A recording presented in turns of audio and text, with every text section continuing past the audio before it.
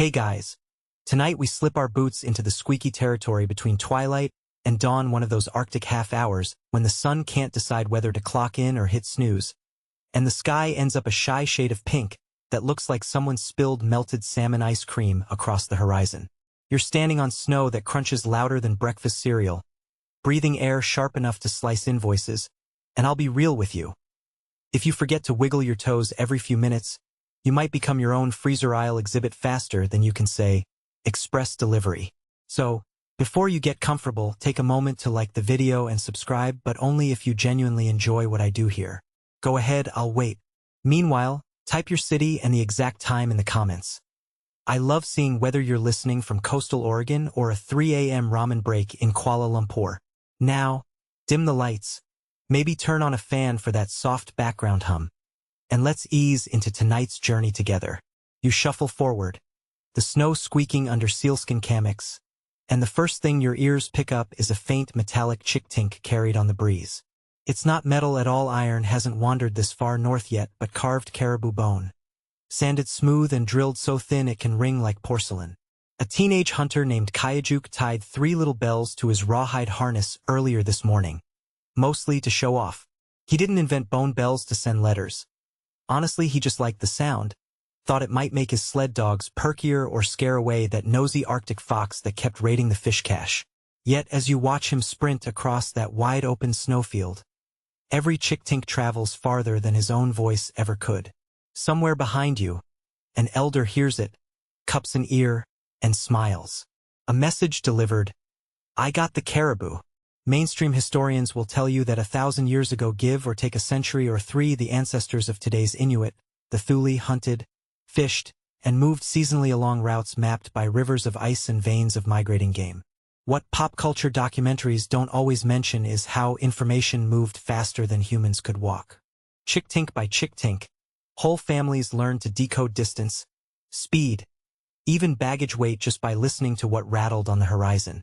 Think of it as prehistoric push notifications, except the ringtone is literally bones and chill. Of course, you're trying not to giggle at the idea of a bone app alert, because your breath will fog up those sheet goggles you borrowed from camp. But keep your eyes open. Each time Kayajuk's runners slash a fresh groove into the crust, tiny ice crystals whip upward in mini sparks that catch the newborn sunlight, like someone pepper-shakered diamonds across the sky. The dogs, half Greenland husky, half Siberian legend, pull with a rhythm so smooth you could tap dance a lullaby to it. Their names translate to Snowball, Shadow, and Thing That Eats My Gloves. You crouch to inspect the bells the moment Kayajuk skids to a stop. They're no bigger than the last joint of your thumb, drilled side to side, and strung on sinew loops. Later bells will sport 2 holes instead of 1 so they jingle rather than clack, but right now these are strictly single-note instruments. Cold weather pro tip. Never lick them to see if they taste like bone broth. Your tongue will sign a binding lease until spring. Quirky fact break, because you deserve a trivia snack with your midnight cocoa. Early sled runners were sometimes glazed with a paste made of seal blubber mixed with moss ash and, wait for it, urine. The ammonia kept the slurry from freezing rock solid until it smoothed out, then turned everything into an Arctic Teflon. Your feet aren't just riding history. They're sliding on what is effectively prehistoric non-stick cookware. You're welcome for that mental picture. With the hunt announced by Jingle, the village reorganizes like a living circuit board. One uncle sharpens an uluit to portion meat. Another auntie preps caches along a known route. And suddenly every action revolves around the knowledge that fresh protein is inbound. Kayajuk's bells do more than brag. They tell grannies to heat soapstone pots, kids to stack driftwood, and neighboring camps to ready barter friendships. When future generations repurpose this acoustic code to flag urgent messages like, white man's ship sighted, or grandmother sick, they're simply cranking the metaphorical volume knob. You circle the sled, fingers tracing the runners. The Kamudiak design you see slatless, lashed with rawhide to flex over pressure ridges hasn't changed much in recorded memory, but historians still debate exactly when dog traction eclipsed human shoulder traction. Some say as early as 500 CE, others argue for a dramatic switch closer to 1200 CE alongside the iron meteoric trade. The truth probably lies scattered under several millennia of wind-blown snow dunes and the occasional polar bear footprint. Take this, Kayajuk says, handing you a small parcel wrapped in seal intestine that gleams like frozen glass. You're to deliver it to his cousin 2 bays east about a morning's mush at brisk clip. Inside, you'll later learn, is a carved walrus ivory needle case engraved with tiny repeating lozenge patterns coded shorthand for, "I miss how you braid my boots. Call it the world's coolest love letter. Sent via jingle courier." You clamber onto the sled, tuck the parcel under a layered parka, and give a small whistle, an imported habit from later centuries, but hey, anachronism tastes like cinnamon when you're cold. The dogs launch forward, wind knifes across your cheeks, yet you catch another layer of sound. Distant bells overlapping like wind chimes, each team's unique interval forming an accidental symphony over the empty ice. If you paused to map them, you'd see invisible highways of communication radiating out from coastal fisheries to inland caribou grounds. Sociologists in warmer offices will one day label this acoustic topology. But for now you just worry about keeping your eyelids from freezing shut. The sled bumps across a sastrugi ridge, think snow speed bump grown by hurricane-level gusts. You grip the handlebars and realize why bone bells ended up on harnesses, not sled frames. Vibration would drive you bonkers. Still, the bounce cues the dogs to adjust gait. Each bell's tempo shift tells them whether a left lean or quick hop is due. Turns out huskies can hear what you can't, subtle Doppler shifts in their own doorbell jewelry. Somewhere, a linguistics PhD candidate will base an entire dissertation on canine incidental phonetics. Hours pass, though time feels like a snow globe loop. Endless white, bright specks, silent breath. The sky turns sapphire, then bleached eggshell, then blush again. Occasionally you spot Inuksut stone cairns shaped like thick-armed people marking safe paths. Kayajuk's grandfather stacked one near the place where sea ice likes to crack without warning. The bells flutter there, spooked by your sudden pivot. You recognize fear when you hear it, even if it's only in your own pulse. At midday, if any moment up here can be called day, you stop at a communal food cache. An upturned whalebone ribcage stuffed with frozen char, and a cheerful sign in syllabics that basically translates to, take one, leave one. Hospitality at -30 degrees Celsius is less about hot towels and more about pre-frozen fish. You gnaw a slice like somebody's novelty hard candy and decide it's surprisingly okay with snow seasoning. An hour later the wind picks up. Real Arctic wind doesn't merely howl. It tells jokes in a pitch only refrigerators understand. Snow devils swirl, and bone bells change register from joyous ring to subdued thunk-tunk. You lean closer, noticing bits of ice have lodged in the slits, turning them into tiny reed instruments. The dog team slows automatically evidence that jingles double as speedometers, and you kneel to flick out ice pellets. Right about here our cold weather cameo introduces conflict.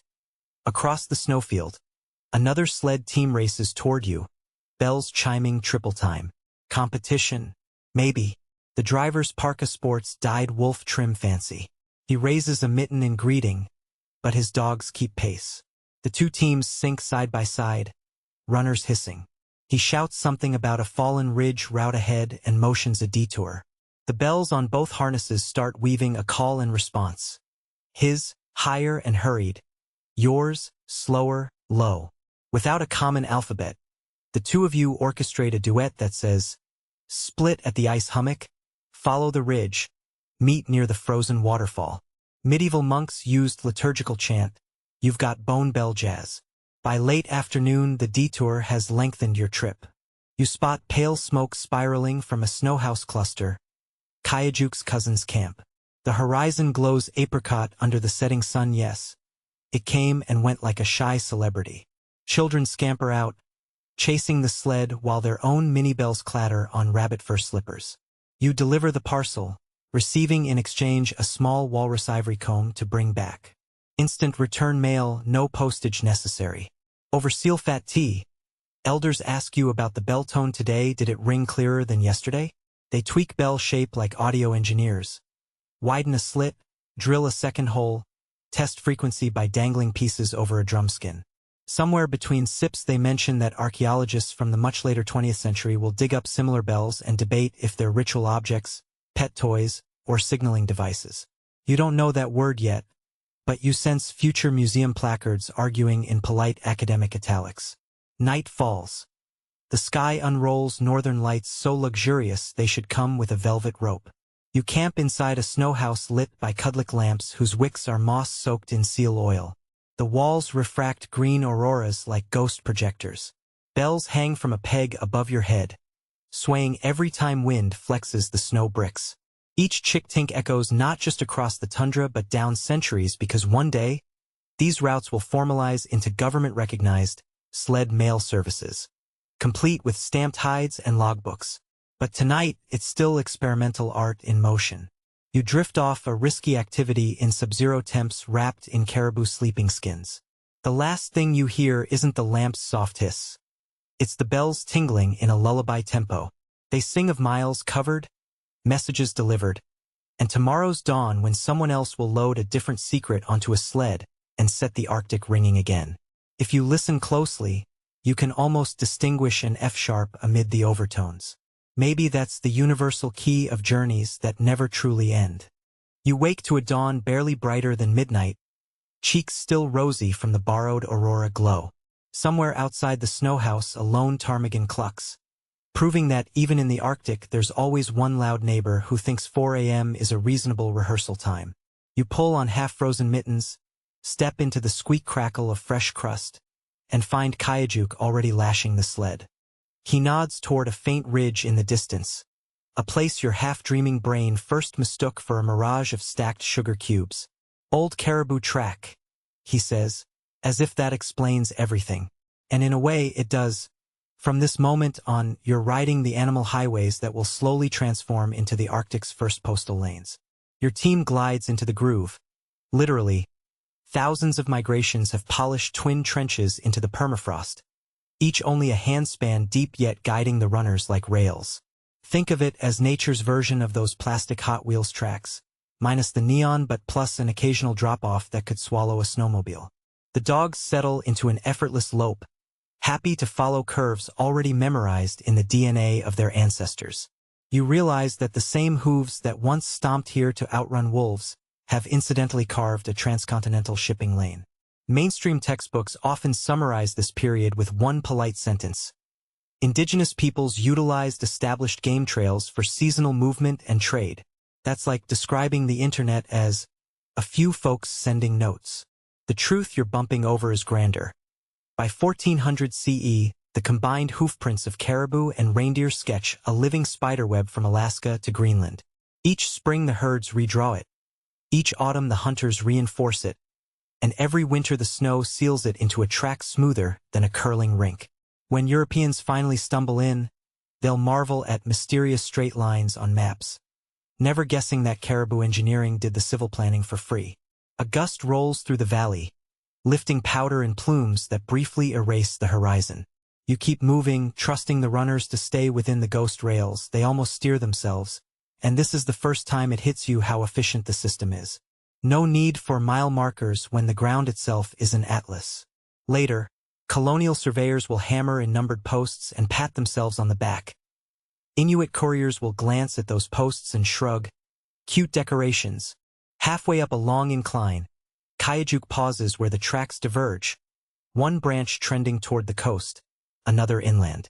No road signs, yet he simply flicks his wrist and the dogs choose left. How does he know? Listen closely. The crunch under paw has changed timbre. The coastal spur packs harder because salt spray drifts inland on wind and sublimes into the snowpack, making the crust denser, shinier, and, according to dog paws, deliciously squeaky. It's practically audible cartography. You crest the hill to face a wind-scoured plateau dotted with inuksut. Some lean, some crumble, yet each one stands where herds historically hesitated. River crossings, treacherous shelves, seasonal bottlenecks. Kayajuk taps a bell against one inukshuk, producing a note he claims wakes the stones. You'd laugh if not for the vibration you feel in your spine, as though the cairn hummed back. Folklore? Maybe. But there's a practical side. The resonance helps mushers locate waypoints in blizzard whiteouts, turning stone into speaker. A quirky bit of Arctic trivia floats into the conversation like a snowflake landing on your glove. On long hauls some drivers used to hang dried caribou stomach, pipa, under sleds as makeshift shock absorbers. The pouches squealed when overstressed, a built-in warning that the runner was scraping rock. Imagine your Amazon delivery van honking every time it hits a pothole, except the airbag is literally a repurposed gut.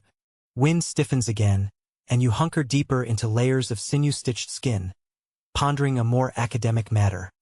Historians can't agree on when these animal highways became formalized courier corridors. Some argue for the 17th century fur trade boom.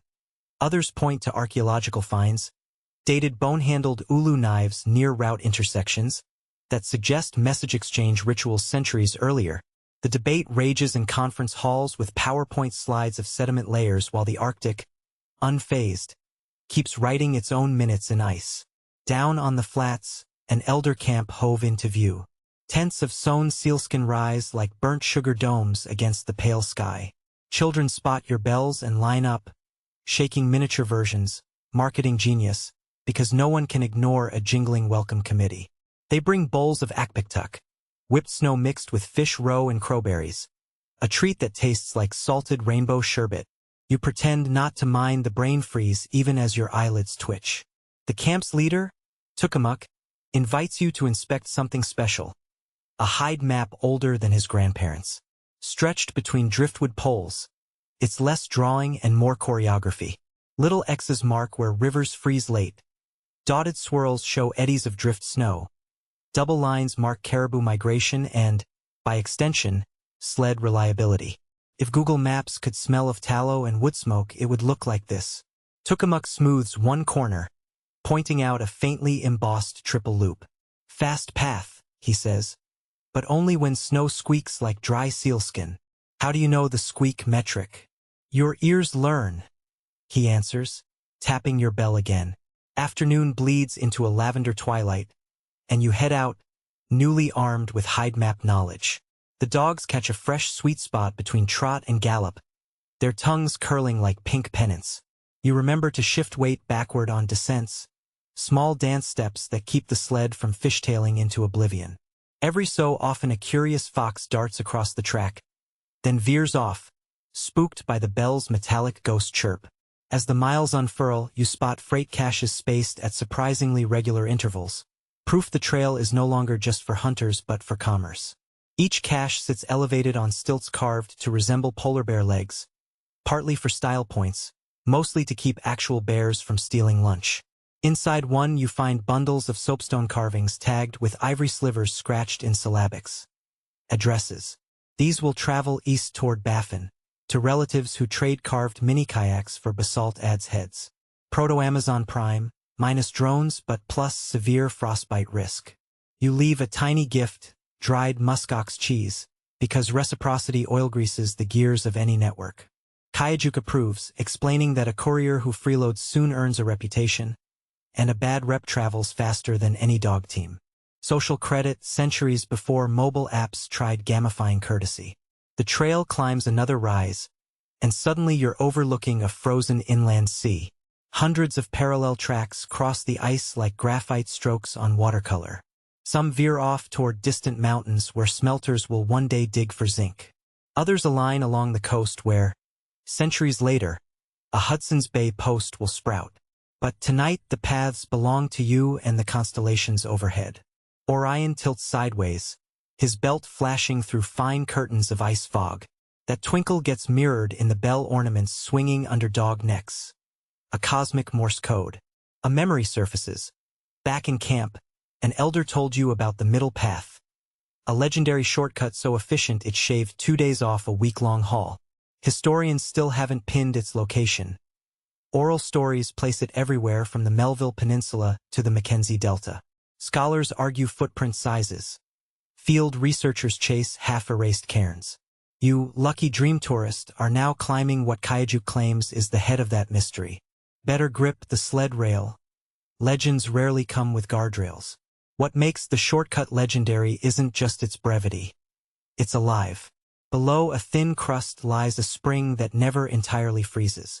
As the sled schemes across, you hear a hollow drumbeat from beneath, water sloshing in a sub-ice cavern. Dogs quicken instinctively, ears flattening. If a runner breaks through, you'll invent the first polar jet ski, minus the motor and plus hypothermia. Kayajuk stands on one runner, shifting weight like a surfer, and somehow the entire rig glides faster than on ordinary snow. The water acts like an air cushion. You're hydroplaning on nature's maglev. Mid-shortcut, a bank of gray swallows the world. A wideout so complete you can't tell sky from ground. You squeeze bell loops, and that's when you notice Kayajuk starting a peculiar rhythm. Tap tap pause, tap tap tap. The pattern ripples down the harness. The bells clinking like bilingual castanets. The dogs, guided by sound cues, fan out so evenly that the sled stays level no matter what microdune rises unseen. This is Caribou Trail 2.0, a sonic steering wheel. Academic side note, because your inner nerd never sleeps, ethnomusicologists exactly love moments like this. Journals have published heated essays over whether trail rhythms constitute proto-notation. Some argue that the bell sequences resemble Yupik drum patterns, suggesting a cross-pollination of musical and navigational knowledge. Others snort and say, a beat is a beat. Dogs just like noise. The jury is still snowbound. The whiteout lifts like theater curtains to reveal a ridge where the trail branches again, only now man-made markers stand sentinel. Sticks stuck upright with knotted sinew flags. Each flag denotes courier routes, recognized by multiple settlements. Congratulations! You've officially entered a networked postal grid. From here on, your sled carries not just one parcel but three, handed over moments ago by an eastbound driver as part of an impromptu relay. Efficiency breeds complexity faster than lichens grow on granite. Evening sidles in, painting long mauve shadows. You buzz across the final straightaway toward Kingiktagapik, a hub perched where fjord cliffs funnel bitter wind, but also welcome marine traffic in summer. Bell chimes echo off basalt walls, turning the entire harbor into a resonant mailbox. Families emerge, unwrapping scarves just enough to grin recognition. No one applauds, Arctic etiquette is understated, but a young boy hands you a carved snow goggle charm. Fee for fast bells, he says. You tuck it into your mitten, hoping it won't melt into abstract art. Inside a big communal kargi, meeting house, you find rows of carved sled plates leaned against the wall. Each plate displays carved symbols, sunburst, bear paw, raven feather, identifying individual courier families. You slide your plate, freshly chipped by Kayajuk along the way, into an open slot. That simple click updates the village ledger. Parcel inbound, rider present. No electricity, yet the database is always online. Dinner features boiled narwhal skins, muktuk, dipped in cloudberry sauce. A combo that makes your taste buds do synchronized swimming. While you chew, elders hold council over tomorrow's delivery schedule, referencing a driftwood staff carved with notches representing known track conditions. One elder snaps a notch clean off. Bad omen? Not here. It simply means path erased by storm, reroute south. Real-time updates, version control carved in wood. An hour later, bundled for bed under layered pelts, you overhear younger couriers debating efficiency hacks. Should they attach mini-sleds to harness tails to carry extra load? Should bell size be standardized for easier audio identification? One suggests using polished copper imported through trade to make louder bells. Another worries metal will freeze tongues to harness loops. Don't laugh. It happens. You drift off amid their brainstorming, half thinking you'll wake to a startup pitch deck titled Sled Mail version 1.0, Disrupting Cold Chain Logistics. Just before sleep fully kidnaps your senses, an elder walks past ringing a deep-toned walrus-bone bell. It signals lights out in this hub. Dogs settle, fires dim, and the sky outside erupts in starfields so dense they look sprinkled on by a careless deity. Remember the ground-level spiderweb? Zoom out in your mind's eye. Now you see those trails glowing faintly, like veins of moonlit quartz crisscrossing the tundra, binding dozens of villages into one frozen metropolis. Your heartbeat syncs with the bell's residual hum until you can't tell if it's your pulse or the network's. Whichever, it's steady, strong, and destined to keep growing long after you've tucked yourself into memory foam back home. You peel yourself out of a cocoon of caribou skins just as the faintest ribbon of blue leaks across the snow house doorway. a reminder that here dawn is more rumor than event. The dogs outside yawn in slow motion, their breath feathering into tiny clouds that hang around like reluctant party guests. And you realize you're late for the coldest version of a morning commute ever invented. Overnight, the village ice street has transformed into something that looks suspiciously like a busy mailroom.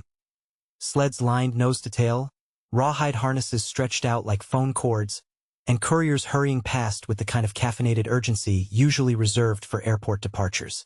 Only difference is the caffeine substitute here is wind so sharp it could slice a postage stamp in half. First order of business.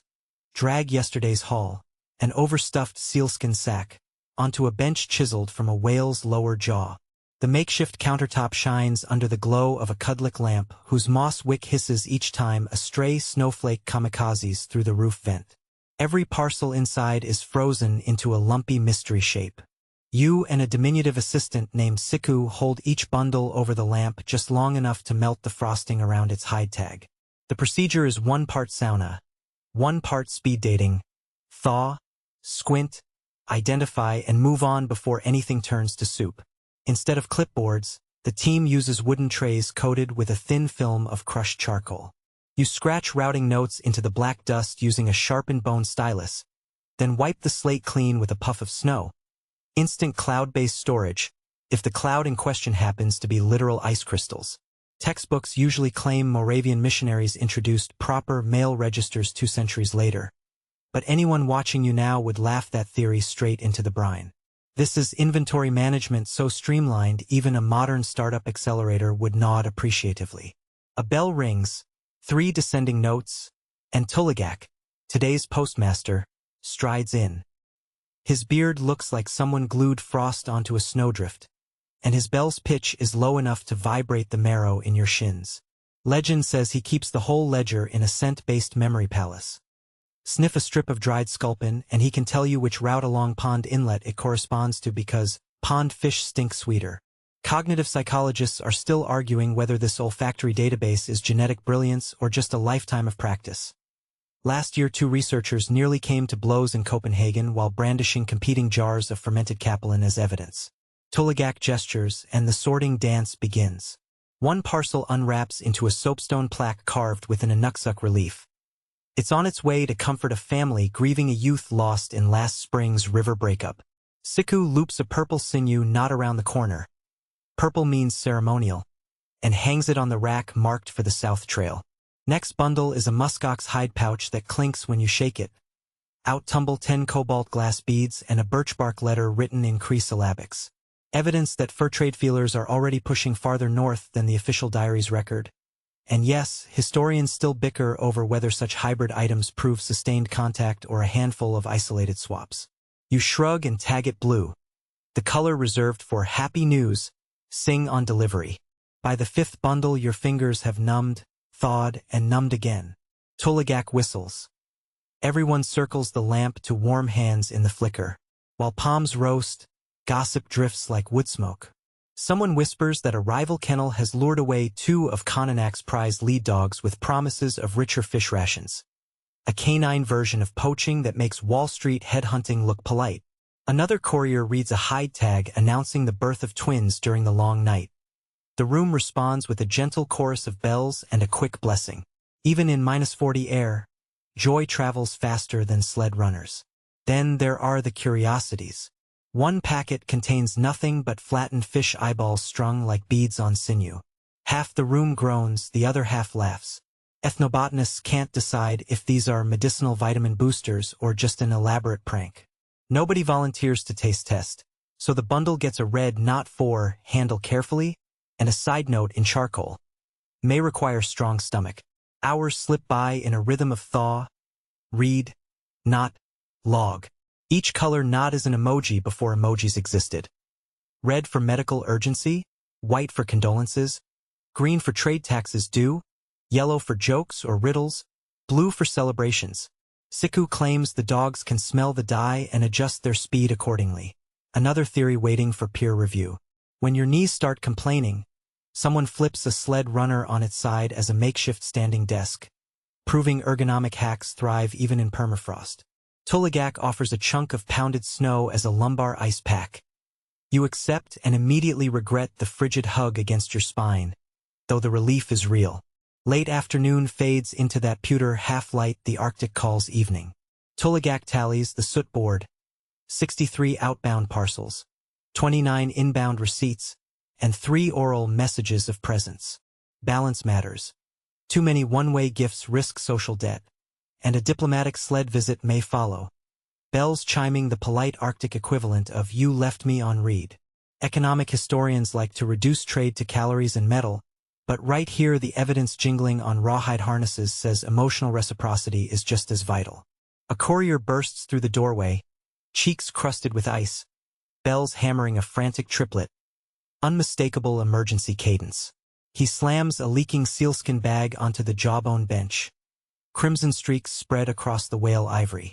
Inside, dried angelica leaves for scurvy prevention and, astonishingly, a small glass vial of laudanum acquired from a whaler frozen into the pack ice. The date etched in charcoal reads early 16th century, decades before most archives mention such medicines this far north. Future scholars will fight over whether the timing is plausible. You're too busy attaching a white urgency knot and a carved walrus tusk charm shaped like a heart. Siku harnesses fresh dogs, recites a mnemonic route poem, and takes off into the lavender gloom. His bell's high-pitched E slices straight through the gnawing wind. With the rush handled, Tullagak leads the ledger lullaby. A slow descending chant in minor thirds that thanks the ice for bearing weight, the wind for carrying sound, and the dogs for lending lungs. Lamps are trimmed in sync with the melody. Flames settle to a sleepy blue, and the soot board is wiped clean with a swipe of caribou fur. Words that kept commerce humming all day lift off the charcoal and drift upward in microscopic ice motes. Confetti for auroras no one's watching yet. Before turning in, you seal the sorted bundles in a trough of salt brine slush just outside. The flash freeze locks sinew not so tightly that any tampering will leave hairline fractures. Security experts centuries from now will cite this as an elegant low-tech answer to the problem of chain of custody. Skeptics will grumble that comparing it to modern blockchain is overreach, but the resemblance, decentralized verification via cumulative knot signatures, is hard to ignore. You slip back into the snow house where the final lamp glow flickers across sleeping faces.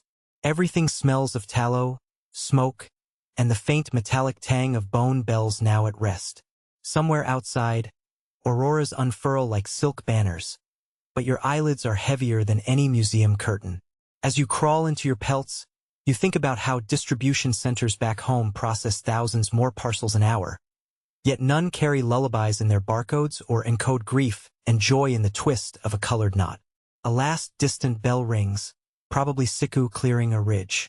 Its note lands softly in your ear, spooling out into dream space, and you drift down after it, feeling the entire snowy network breathe with the same slow cadence as the dogs tunneling through night.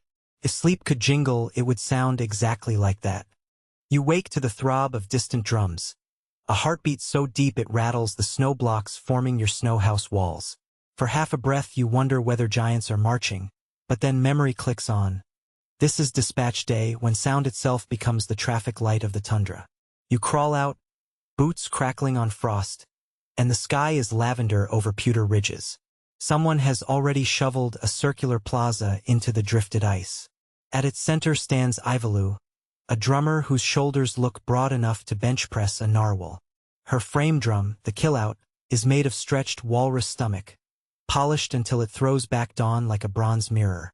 She lifts the drum over her head, tilts it toward the breeze, and booms a single stroke that hits you square in the breastbone. The note hangs, then breaks into shimmering overtones as it ricochets between basalt cliffs. Dogs rear against harness posts, ears pivoting like weather vanes. No shouting necessary. Every canine in the village knows that beat is the 10-minute boarding call. You rub sleep grit from your eyes and hustle toward your sled, because missing the window means waiting until nightfall when temperatures plunge low enough to turn eyelashes into stalactites. The plaza fills with couriers snapping rawhide into buckles. Instead of colored flags or signal flares, the day's route assignments are embedded in the rhythm recipe Ivalu is about to play. She strikes 4 quick taps, eastbound local, then a pause, then 2 heavy thumps, coastal express. Each sequence corresponds to a corridor you memorized last night while half-dozing. Forget a pattern and you'll follow the wrong avalanche chute. Get it right and your sled merges with an invisible convoy, all guided by the same percussive GPS. Mainstream history lessons often reduce Inuit drum dancing to ceremonial entertainment. But the groove vibrating in your ribs right now is pure logistics. Ethnomusicologists digging through oral archives note that, long before Morse code, villages used drum timbers to allocate hunting lanes, divvy up rescue duties, and, yes, launch synchronized mail runs. The resonance carries farther than bone bells and crosswind and, crucially, is easier for humans than dogs to decode. So it prevents pups from bolting before riders are ready. Academic footnote. A 2022 comparative study of Arctic signaling concluded frame drums produced frequencies that travel 18% farther in sub-zero air than wooden whistles. But skeptics argue sample sizes were too small. The debate pings back and forth like, well, an echo. Ivalou shifts stance. Her sealskin parka creaks. She drags the stick's ivory tip across the membrane instead of striking it, creating a spooky squeal that makes toddlers giggle and snow house doors slam shut. That drag tone means hold for visitor exchange. Sure enough, a ragtag team crests the ridge from Kivitu, sled heaped with polished driftwood beams intended for bow building farther south. They're 30 minutes early, but the plaza has elasticity. Dogs settle, tails thumping powdered snow into glitter clouds. While everyone waits, you get a crash course in drum physics from Tuligak, who has materialized at your elbow like a frosty librarian. He explains that the frame's inner rim is carved from drift spruce, light but resilient. The walrus membrane is tensioned by lacing that can be dialed tighter or looser according to humidity. Too tight on a dry day, and the pitch skews sharp enough to confuse route coding. Too loose and notes flutter off-key. The best drummers can retune mid-phrase by rotating the drum so cold air stiffens one quadrant and warms another, a stunt akin to tuning a guitar while crowd surfing. Scholars argue whether this trick evolved for musical flourish or battlefield necessity, the original sonic sidearm. There is, as always, no firm consensus. A sharp double tap snaps you back to attention. Boarding resumed. You feed a last chunk of frozen char to your lead dog, whose normal name, Shadow, feels inadequate when he swallows the fish hole and grins with icicle canines. Harness jingles. The bone bells you polished last night ring bright and clear. Ivalou's sticks blur into a rolling thunder pattern, the final go signal. In unison, sleds shoot off radial style from the plaza like spokes unwinding from a hub. Snow sprays in rooster tails that catch the rising sun, painting rainbow arcs too fast for any painter's brush. Within minutes you're skimming across hard-packed crust, ears still filled with phantom rhythm. Every so often the killout's echo repeats off a cliff face, reaching your dogs as a ghost metronome. They adjust cadence, pause striking in lockstep. You realize the drum isn't just a starting gun. It's en route cruise control, calibrating teams miles apart to move at roughly the same pace. That prevents overtaking on narrow passes where tangling lines could snap limbs or worse. Modern traffic engineers wax lyrical about adaptive signals. Meanwhile, Ivalou is running the Arctic's busiest intersection with one drum and a pair of brawny forearms. A few kilometers out you crest a ridge overlooking a bowl valley. 3 other sleds fan out below, each carving its own ribbon of powder. You tap your bell once, courier etiquette for I see you. They answer with rhythmic countering. 2 quick, 1 slow. Those are the handlers you met at last week's Seal Harvest Festival, still bragging about inventing sled spoilers, carved from willow to reduce drag. You wave, but protocol forbids conversation. The drum code emphasized efficiency. Moving pack spreads wide for safety, but keeps visual contact so nobody vanishes into sastrugi labyrinths alone. A mainstream knowledge bomb for your mental scrapbook. Archaeologists uncovered a cache of kill-out fragments carbon-dated to the 13th century at Nelson River. Embedded in the rim were shards of obsidian likely traded down from volcanic ranges far west. Some interpret this as evidence drum signaling and trade caravans co-developed. As one expanded, so did the other's complexity. Others claim the obsidian was purely decorative, noting its placement lacked wear marks. The argument is alive and well, fueling heated Q&A sessions at Northern Archaeology Association meetings where young grad students brandish 3D printed rim replicas like courtroom exhibits. The route veers into a narrow canyon nicknamed Dogbane Alley, for the wicked crosswinds funneling through it. You kneel, center of gravity low, and guide shadow between jagged drift walls. White spindrift curls upward, erasing the sky. It's sensory deprivation until, boom, another drum pulse collides with the cliff and amplifies like it's inside a cavernous drum itself. The dogs feel the pressure wave and surge ahead precisely when you need them nimble. You could swear the canyon was designed by sound engineers. Maybe, in a way, it was. Over centuries, couriers would have quietly experimented, shifting departure plaza until the echo sweet spot revealed itself. Cold fact injection. Certain coastal camps line drum rims with odin, dried seal cartilage, to fatten the bass frequencies. The deeper thump reportedly penetrates drifting pack ice, warning inland hunters of coastal storms. Maritime archaeologists trying to verify this once placed hydrophones beneath sea ice. They caught a low-frequency pulse hours before a pressure ridge tool-like sliding doors against the shore. Coincidence? Some say yes, others call it acoustic forecasting. The peer reviewers are still sparring. Beyond the alley, the terrain opens onto an ice lake glittering like crushed mirrors. Here the drum signal fades, replaced by another instrument. A three-note horn carved from narwhal tusk at the far shore, announcing safe crossing. You realize the network is multimodal. Drums for valleys, horns for flats, bells for close-quarters maneuvers. It feels a bit like a symphony where each landscape cues its preferred instrument. You answer the horn with 2 bell chimes, then drive the team in a gentle S-curve to avoid pressure cracks that zigzag like lightning frozen in glass. Mid-lake, you spy something bizarre. A tiny cairn built entirely of fish heads. Siku told you about these snack altars. Drivers leave spare calories for whoever's lagging. You consider stopping but decide momentum is king on glare ice. Shadow's paws hit micro-ripples that ring the bells in syncopation. A jazz riff against the lingering drumline still humming in your bones. Academic sidebar. Linguists studying temporal perception argue that rhythmic travel shrinks subjective distance. They cite courier testimonies claiming routes feel shorter when the drum is strong. Critics point out placebo bias. Yet modern neuroimaging shows the brain's internal clock can indeed speed up or slow down under steady beat influence. So who's right? The tundra rolls its eyes and keeps drumming. Approaching the far shore, you pick up faint drumming again. This time a new pattern. Slow, slow, fast, fast, fast, slow. It flags a hazard. Fresh snow drift covering known crevasses. The code saves you from plunging into a hidden ditch. You veer left, sled runners hissing like steam irons on linen, and glimpse the crevasse lip splitting open behind you as another team, warned by your course correction, shifts early. Lives saved by percussion. Climbing off the lake, you enter a spruce fringe marking the day's way station. A drummer there, wearing ermine tassels in her hair, keeps the tempo alive until every sled is accounted for. She counts arrivals not by sight but by how each bell chorus layers into the returning groove, like musicians sliding into orchestra seats mid-concert.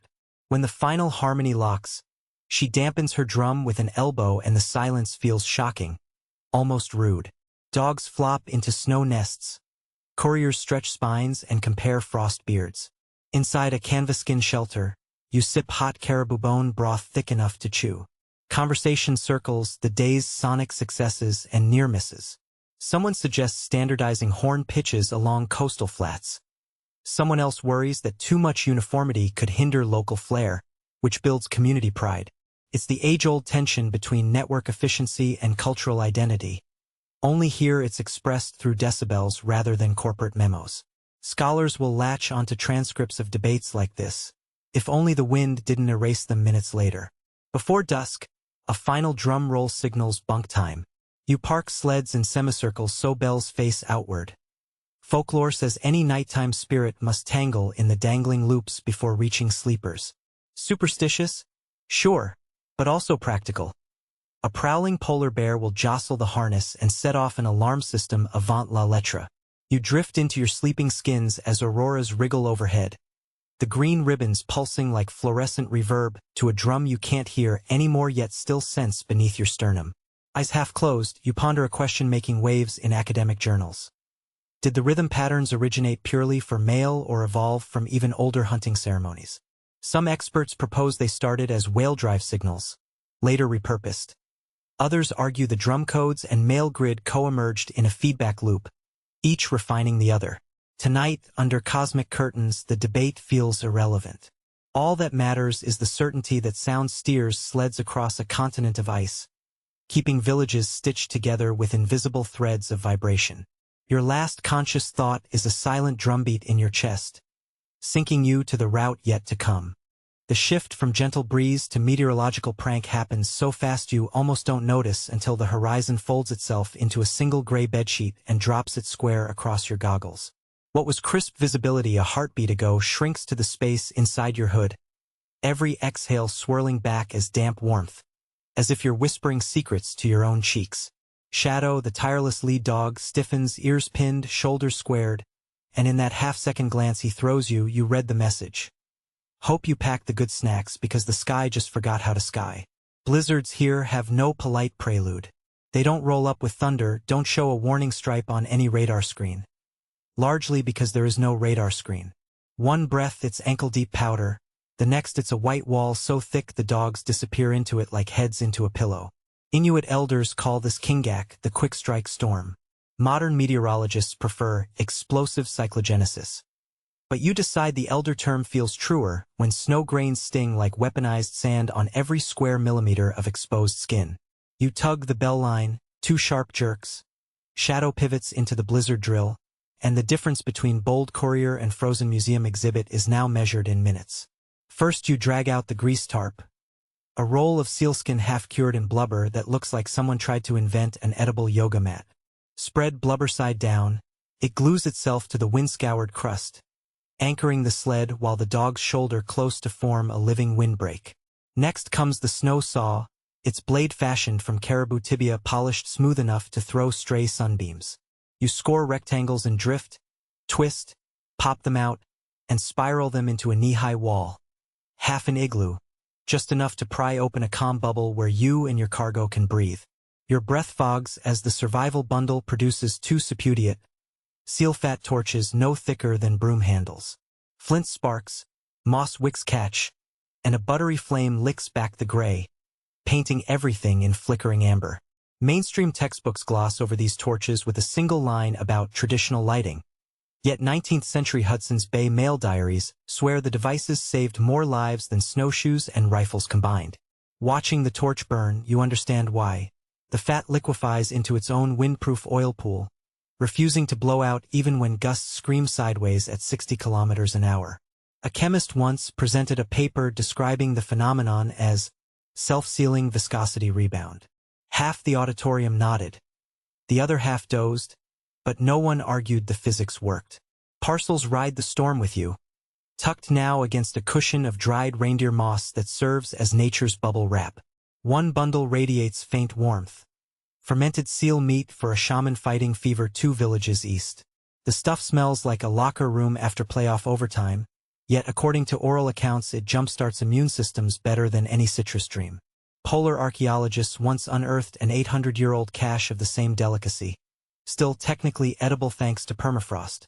They labeled it a remarkable example of Arctic fermentation, then admitted none of them was brave enough to taste it. Academic courage has limits. Snow hammers the wall, piling itself into organic mortar, sealing gaps faster than you can blink. Sight gone, you switch to hearing. The torch hiss, the low grumble of content dogs, your own heartbeat. To calm the team you hum an ajaja chant for descending notes. Handlers swear that particular tune lowers canine stress more effectively than shouting. Ethnomusicologists cataloged 40-plus such melodies and still debate whether they predate the bone bell codes or evolved alongside them. The conference quarrel remains unresolved, largely because every field recording presents a slightly different interval.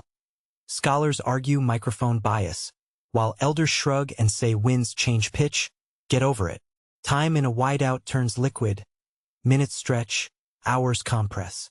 You chew frozen fat that tastes like waxy whale diary entries, high-calorie magic nonetheless. The intestine heat coil under your parka traps moist exhale and drips condensation you can almost pretend is tropical rain. Engineers at 2 separate gear companies tried to replicate the gut coil with polymer tubing. Both prototypes cracked at -30°C, and one director resigned rather than admit a seal once again beat plastic. The product brochures vanished quietly. At last the roar recedes, downgrading to a throaty hiss. You peek above the snow wall to find the sky layered once more. Iron near the horizon, shy eggshell overhead. Torch stubs gutter to embers. Everything else sits intact. One crate leaks a violet stain, blueberry dye for route knots. You smear a bit on your mitten just to remind yourself color still exists. Dogs shake snow in white plumes. Shadow punches the traces taut, ready before you finish lashing cargo. Bells ring tentative eighth notes. You answer with the 2-jerk signal, and the sled lunges forward. Post-storm terrain is a booby-trapped maze of sastrugi, hard snow ridges sharp as shark fins. Runners clack, shoulders jolt. You absorb each thump in knees that will file an official complaint tomorrow. Feather markers poke through drifts. Raven plumes spearheading emergency caches buried beneath. Each flag whispers that someone you may never meet thought about you on their sunny day. Survival manuals call it redistributive altruism. You simply ring a bell in salute and keep going. Sunlight slides behind graphite cloud. Compass needle twitches like a moth. High-latitude magnetic lines have a wicked sense of humor, and solar winds can shove them 40 degrees off true. Shadow never wavers. Ethologists running maze studies in Helsinki argue sled dogs use scent gradients plus skylight polarization. Navigation senses humans barely taste. Their data sets drew skeptical frowns from geomagnetism panels demanding larger samples. The dogs, uninterested in peer review, keep the sled arrow straight. Evening delivers you to the Drum Echo Valley from 2 chapters back. Half moon glowing like a paper lantern. Lamp dots speckle a new settlement below. Smoke rising straight. A truce with wind. Shadow shifts into sprint. Bells stage a joyous tambourine. And you roll under an arch of antler poles where a woman waves a sealskin lantern, shouting, "We feared the storm swallowed you whole." You let bravado mask the light tremor in your thighs, then nearly collapse around the broth bowl she presses into your mitts. Muskox marrow and tundra time flood taste buds so long frozen they send thank you notes to your tongue. Inside the communal snow hall, elders with frost-silvered hair huddle close as you recount every detail. Drift height, wind direction, which Ajaja calmed the dogs best. Knowledge is currency. Your short epic becomes deposit and withdrawal at once. A scribe scratches it onto a bone tablet that scholars centuries later will scrutinize under museum lights, arguing whether snow wall 2 blocks thick was hyperbole or precision. Some will insist you exaggerated. Others will cite similar accounts to prove you measured by instinct. History, as always, will compromise somewhere between the lines. Inventory check before bunking down. 1 torch left. Acceptable. Bell seems iced. Must thaw by dawn. Dogs ravenous. 2 traded salmon slabs solve that. You barter a rumor about luminous southern iceworms, probably nonsense, for a spare coil of sinew just in case tomorrow's knots need reinforcing. The trade leaves both parties grinning. No coin changes hands. You burrow into spruce-tip mats and caribou pelts. Behind your eyelids drifts an image of a tiny torch defying a blizzard inside a half-igloo. Its glow a stubborn punctuation mark in a sentence the storm tried to erase. Academic voices fade, replaced by the hush of dogs breathing through fur-wrapped snouts and the soft crackle of resin in the stove. Dawn will wink, vanish, and wink again. When it does, you'll shake bells free of ice, tighten Shadow's harness, and trust that somewhere ahead another grease tarp, another cache, another hum of distant drum waits to catch you should the world decide, once more, to erase itself. For now you surrender to sleep, blubber warmed, backup planned, and the Arctic network keeps humming. You've barely had time to rub sleep grit from your lashes when the village lookout blows 3 sharp horn blasts, a signal that translates roughly to brace for outsiders with fragile egos. Moments later a sled crests the ridge sporting a miniature Union Jack crudely stitched to a driftwood pole. Clinging to the rear crossbar is Mr. Archibald P. Chesterwick, special emissary of Her Majesty's Royal Mail, flapping like laundry on a windy line. His topcoat, tailored for moist London drizzle, has already accumulated a crust of hoarfrost thick enough to etch your initials in, and his mustache resembles two icicles plotting a hostile takeover of his upper lip. Chesterwick disembarks with the stiffness of a man who expected railways and ended up riding a furry roller coaster. He announces that he's here to inspect and certify the Northern Postal Corridor on behalf of Queen Victoria's burgeoning empire. Never mind that the corridor's been self-certified for centuries by every family that risked frostbite to pass a trinket or condolence stone along it. You and Tuligak exchange a glance equal parts amusement and dread. This will be a day. Protocol dictates hospitality, so the meeting house is converted into a pop-up embassy. Cudlick lamps refilled, spruce-tip tea steeped, and the village's single china teacup, salvaged from a wrecked whaler, retrieved from its honor shelf. Chesterwick wants brandy, he gets seal broth. To his credit, he sips and only coughs once. Outside, you hitch a demonstration team, shadow up front, bells polished to courtroom shine, and invite the inspector aboard your sled. He produces a fountain pen already frozen solid, mutters about colonial supply chains, and settles for a graphite stub to take notes on vellum forms embossed with lions and unicorns. As Shadow sets off, Chesterwick starts timing with a silver pocket watch, because apparently imperial validation comes in 2-minute increments. The first obstacle is a river gorge spanned by an ice bridge so clear it looks non-existent. Chesterwick balks. You motion for silence, tap a bell in the pattern that tells Shadow, easy does it, and glide across glassy perfection. Mid-span, the inspector gasps at fish swimming under the runners, an aquarium rushing beneath his polished boots. He scribbles furiously, ice integrity. Visually alarming yet structurally sound. Mainstream history books later quote this line to illustrate Victorian understatement, ignoring the part where he nearly fainted. 30 kilometers on, you pause at a freight cache perched atop stilts carved to resemble polar bear legs. Chesterwick demands to weigh parcels, believing overweight loads will doom efficiency. Tuligak lifts a sealskin bag stuffed with carved ivory trinkets, hefts it like a loaf of bread, and pronounces it 3 dog breaths. Chesterwick blinks, then dutifully converts dog breaths to pounds using a little brass scale. The resulting decimal is nonsense, but the inspector writes it down anyway, bureaucracy over comprehension. Quirky fact time. While Chesterwick inventories tags, he discovers a packet of powdered lichen dye labeled 4 Queen's hair ribbons, urgent. Turns out Arctic trade in natural pigments once outpaced fur in certain seasons, a blip most economic historians overlook, because numbers on pigment never matched the drama of beaver pelts. The inspector's eyes widen. He hadn't predicted fashion logistics north of the Treeline. Storm clouds gather, emotion, not weather, when Chesterwick insists on stamping each outgoing parcel with a red wax seal bearing the crown. Wax, of course, shatters in sub-zero. You demonstrate by flicking his first attempt. It explodes into crimson confetti. Tuligak offers a compromise. Dip the seal in hot blubber instead.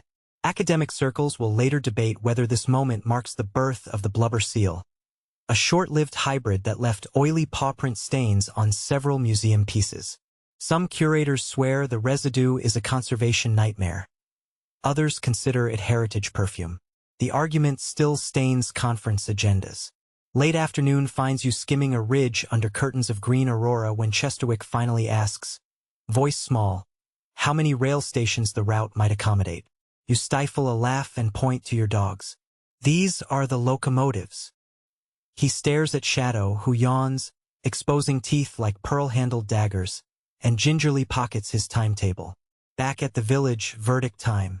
The inspector clears his throat, unfolds a chilled stiff parchment, and proclaims the corridor conditionally approved, provided facilities for warm ink be procured at intervals not exceeding 40 miles. Everyone claps politely. Shadow sneezes. You ring a bell once, low and mellow. That's courier shorthand for nice try.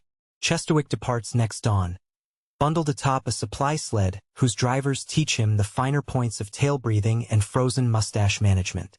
Word will trickle southward that the Royal Mail has acknowledged the Bone Bell network, but letters still leave here by jingle, by drum, by horn, not by steam. Historians later argue whether the certification changed anything beyond providing London with a good story about Empire's northern reach. Some say yes. It opened modest subsidy lines for imported steel runner tips. Others say the Arctic absorbed the stamp of Empire the way it absorbs daylight in winter briefly, then not at all. As you watch the Union Jack disappear into a snow haze, you suspect the tundra has already filed that paper under interesting, but optional. Shadow's breath rises in quick silver spirals that twine into the green ribbons fluttering across the sky, and for a second you wonder which is more alive, the dog or the light. It's just after local midnight, the hour when every sensible creature curls into fur or under pelts. Yet here you are tightening traces by lantern glow, about to chase auroras across a crust of snow so hard it rings like ceramic under your boots. A solar storm is sawing at the magnetosphere tonight. Rumor has it the sun coughed out a plume of charged particles 3 days ago, and now the fallout is waltzing overhead in colors the English language never got around to naming. You've seen pale greens and shy violets before, but tonight those shades are saturated enough to stain the inside of your eyelids. Toligak hands you a compass just for laughs. The needle spins one way, jerks back the other, then gives up, trembling like a squirrel in a dog yard. Sky's playing dice, he mutters, and you slip the useless gadget into a pouch already overflowing with other foreign curios. An enamel pocket mirror, a broken harmonica, and a brass button shaped like a tiny ship. If navigational authority tonight sits anywhere, it's at the end of Shadow's snout. The dogs, unlike compasses, don't care about solar winds. They care about scent trails laid down by last week's salmon haulers and by the faint mineral tang of distant sea ice. Still, you can't shake the jitters. The route is a north-northeast diagonal that slices through 200 kilometers of unlit nothing. One wrong ridge and you end at an iced-over bay where tidal cracks gobble sleds like mouthless whales. And solar storms are famous for messing with more than needles. Old field notes warn of huskies shying at sudden air pops, rawhide lines sparking blue where metal bells touch, and couriers waking to halos of St. Elmo's fire dancing atop sled rails. You tell yourself those notebooks probably belong to superstitious newcomers, but then you rub your hair and feel static raise each strand like a frozen dandelion. The departure plaza is hushed tonight. Drums would drown in geomagnetic crackle, so signal duty falls to bone bells alone. You clink out the code. Steady triple taps meaning Midnight Hall, 2 bundles, East Ridge. Other teams echo different patterns, layering a soft wind chime symphony under the sky's own electric hum. It feels like standing inside the guts of some celestial music box. Shadow lunges the moment you step onto the runners, and the sled carves a silver groove across snow that fluoresces faintly green. You swear the whole surface glows, geomagnetic particles paint-spraying the world. Minutes pass in rhythmic hiss. The aurora flutters, folds, and at times rips open to reveal black velvet spattered with pinpoints so bright you think the stars have moved closer. The dog's fur crackles when 2 of them brush flanks. Tiny blue sparks snap then vanish. You taste ozone on your tongue like pennies dissolved in glacier melt. You check the compass again from curiosity. The needle now paddles a lazy circle, then freezes pointing due west, which is helpful only if you decide to U-turn home, which you won't, not with the mail riding behind you.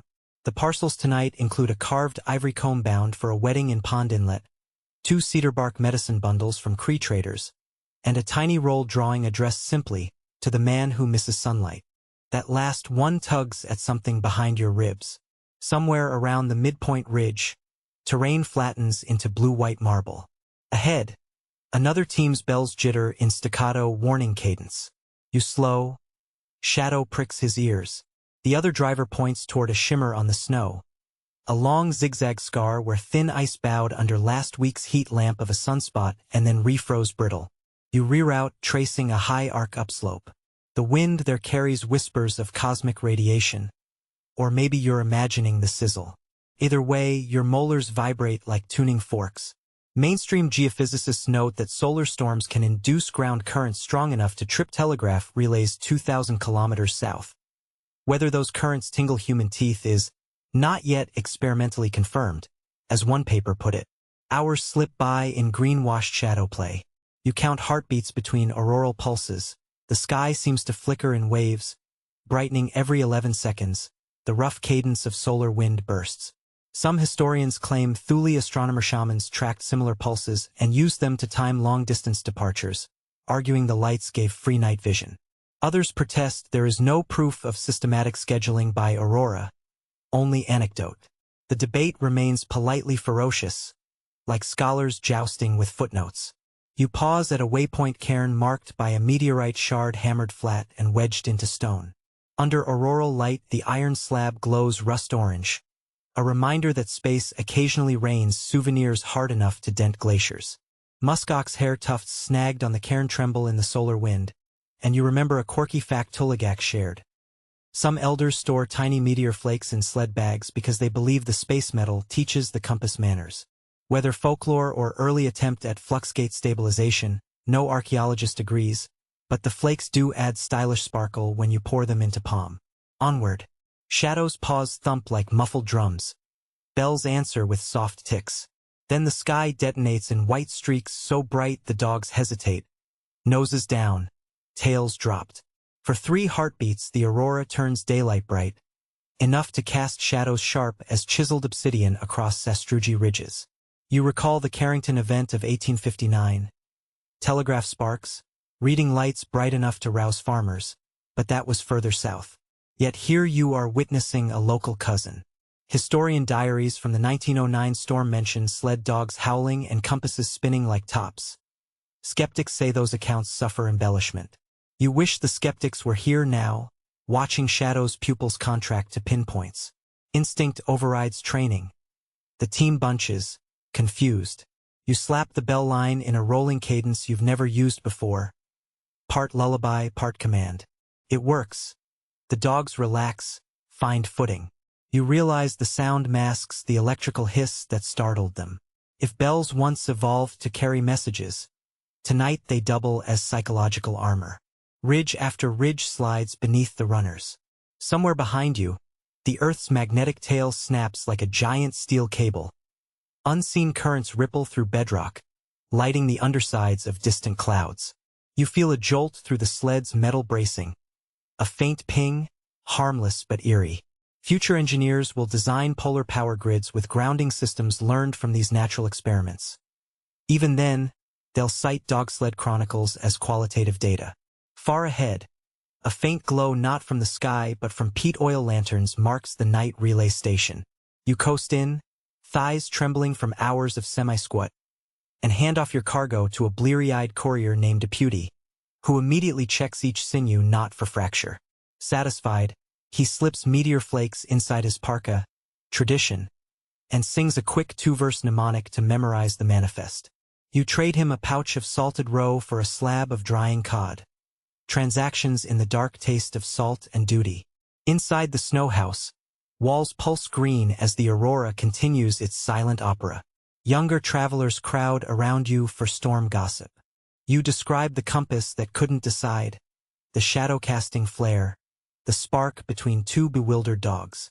Someone jokes that if the sky keeps flexing, maybe tomorrow's mail can surf the magnetic lines straight to the colonies. Laughter ripples, and you notice even Chesterwick's waxy seal lies forgotten on a shelf, its red flecks streaked with stove smoke. Imperial stamps mean little when the planet's own field scribbles bigger signatures overhead. Academic chatter brews. Could geomagnetic events recalibrate bone bell alloys? One apprentice claims bells ring sharper after radiation storms. Another argues the pitch shift is moisture-related. Papers will be written, citations quoted, grant money chased. For now, a veteran courier shrugs and says, when the sky sings, metal listens. The simplicity silences debate better than any peer review note. Muscles unclench. You sip willowbark tea brewed thick enough to fog the tin rim. Outside, dogs huddle tails to noses, eyes half closed, but they still glance skyward whenever a particularly bright plume cascades south. You envy that vigilance, that language of instinct no equation yet captures. The station keeper offers a cot carved from packed moss. You decline. Better to bed down among the dogs where you can feel ground tremors if more magnetic ripples roll through. You curl into Shadow's warmth, smell snow and fur and distant sea salt, and listen as bells settle to a single, lazy plink whenever a dog twitches. In that quiet, you recognize what hangs between pulses. A near subsonic hum, like wires singing under load. Maybe it's blood in your ears. Maybe it's the planet flexing under stellar weather. Historians still debate exactly what early couriers meant in notebooks that mention Earth music, citing everything from auroral infrasonics to raccoon dog dreams, though raccoon dogs don't range this far. Whatever the truth, tonight it lulls you deeper than any lullaby. You drift off with aurora shadows still sliding across closed eyelids. Somewhere overhead, the solar wind keeps hammering, scribbling heatless fire across the dome. But down here, tucked against a heartbeat-steady husky, bells within reach, cargo safe, you trust ancient pathways older than sunspots, and you dream of dawn where compasses quit spinning and colors retreat to the horizon, until the next sky storm invites you out again. Dawn slips in like someone cracking the lid on a jewelry box. First a sliver of coral light, then the whole horizon glinting as though studded with cold diamonds. You blink away the green ghosts of last night's auroras, stretch legs that still hum from sled vibration, and find shadow already staring at the sky with the uncanny seriousness of a dog reviewing a weather report. The relay station is yawning awake. Lamps dimmed, sleds scraped free of frost, and as you help a puty lash fresh bundles, you notice every dog harness in sight sports a different arrangement of bone bells. Some sit single file on the neck strap, others cluster near the shoulder yoke, still others dangle too at the crupper end. The variety feels less like fashion and more like syntax, and this morning you're about to learn why. Breakfast is a thick porridge of snow-soaked crowberries and smoked cod flakes. Between spoonfuls a puty demonstrates the basic alphabet of bell talk. He flicks a harness. One high bell followed by two low bells equals obstacle ahead. Two high, one low means fresh meat for trade. A long sequence of evenly spaced clacks tells nearby sleds, clear trail, good speed. Centuries before Samuel Morse doodled dots and dashes, these frozen linguists were already tapping out sentences on rawhide. Mainstream histories tend to leap from smoke signals straight to telegraphs as though nothing clever happened in between. Yet here, in the hush between dog breaths, an acoustic code flourished sophisticated enough to route medicine or redirect an entire hunting convoy. You practice by nudging one bell against another. The note rings bright as porcelain. Then Shadow tilts his head, waiting for the rest of the sentence. You try again, adding a low bell and a pause, and a puty nods approval. You've said ready to go in sled speak. Like whistled languages in mountain valleys, bell code rides distance better than voices. Wind may scatter vowels, but metal on bone pierces white noise like a needle. Ethnomusicologists collecting field tapes in the 1970s discovered audiences up to 6 kilometers away could distinguish patterns with 80% accuracy, though some scholars still debate whether listeners identified pitch or rhythm first. The argument flares at conferences when someone plays back scratchy reel-to-reel recordings and demands high tone or fast beat. Inevitably, a researcher in the back row mutters, both, obviously. And coffee breaks get awkward. Harnessed up, you and Shadow take point in a loose convoy, a trio of sleds fanning east toward a scattering of seal hunting camps. The first kilometers pass in near silence except for bell chatter. When the lead driver spots a pressure ridge, he taps 3 quick, 3 slow. The signal zips down the line. Each sled adjusts course without a single shouted word, like dancers turning on cue. From behind your mittens you grin at the elegance. Sound bites skim the snowpack, bounce off nothing. Reach ears already trained to filter for pattern. The system reminds you of marine flag semaphores. Except here the flags are invisible and the poles have 4 paws and a tail. Mid-morning you crest a hill where the wind picks up, low and brute. A freight train of cold barreling from the distant ice cap. Voices would shred. Bells cut through. You start tapping slow rhythms at half-beat intervals. Shadow throttles down. Behind, you hear the others follow suit. Coordination by bell is intuitive enough that, within minutes, every driver's pulse syncs to the sled's new cadence. A British naval officer once described bell convoys as organic machines powered by canine steam. And while the phrasing makes locals snicker, he wasn't wrong about the machine part. Obscure trivia break lands with the next snack stop. You huddle by a snowbank and a pewty tells how some routes experimented with dual material bells. One side bone, the other thin copper hammered from shipwreck salvage. The hybrid produced a distinctive two-tone ping that signified medical emergency. Archaeologists dredged a few fragments from a beach near Arctic Bay and have spent 10 years arguing if corrosion patterns prove they were worn by dogs or sewn onto human parkas. Metallurgists point to canine bite marks. Textile experts claim parka thread remnants. Exhibit labels at the National Museum read diplomatically, "Purpose under study." Wind rises again, swirling powder into a frosted fog. Visibility drops to 50 paces, and the convoy stretches. Each sled now trusts bells alone. You tap "I'm here" in a heartbeat rhythm every 30 seconds, and an echo answers in the haze. It's comforting the way lighthouse beams comfort ships, except the lighthouse is moving, and you're one of its keepers. Somewhere out front, the lead team hits firmer snow and speeds up. His bells shift to a brisk gallop beat. Shadow's ears twitch. Then he accelerates without waiting for your command. You realize the dogs learn rhythm vocabulary as fluently as their drivers. Behavioral scientists testing husky pups with playback bells in controlled tunnels found they responded to slow and fast cadences months before they understood whistle commands. Critics question sample sizes, but you're watching proof live. Paws throwing roostertail snow with perfect tempo. By noon, the fog thins and the landscape widens into steppe dotted with tufts of bearberry poking through wind-swept crust. The lead driver taps a descending trio, code for break. Everyone circles sleds into a wind block, and you hand out dried tuck to meat. Over peppery strips, conversation turns scholarly. Does bell grammar vary by region? One courier insists coastal teams favor rhythm changes. Inland prefer pitch shifts. A traveling ethnographer overhears and scribbles in a notebook, later to publish an article titled "Dialectical Variation in Arctic Bell Codes." Peer reviewers will nitpick her sample locations. Still, the paper sparks a flurry of comparative studies complete with spectrograms. The academic world is, at this very moment or a few decades from now, unaware you're tossing snowballs while birthing half their data. Meal finished, you demonstrate a newly learned pattern. 2 short, 1 long, tiny pause, 1 long again. A pewty claps.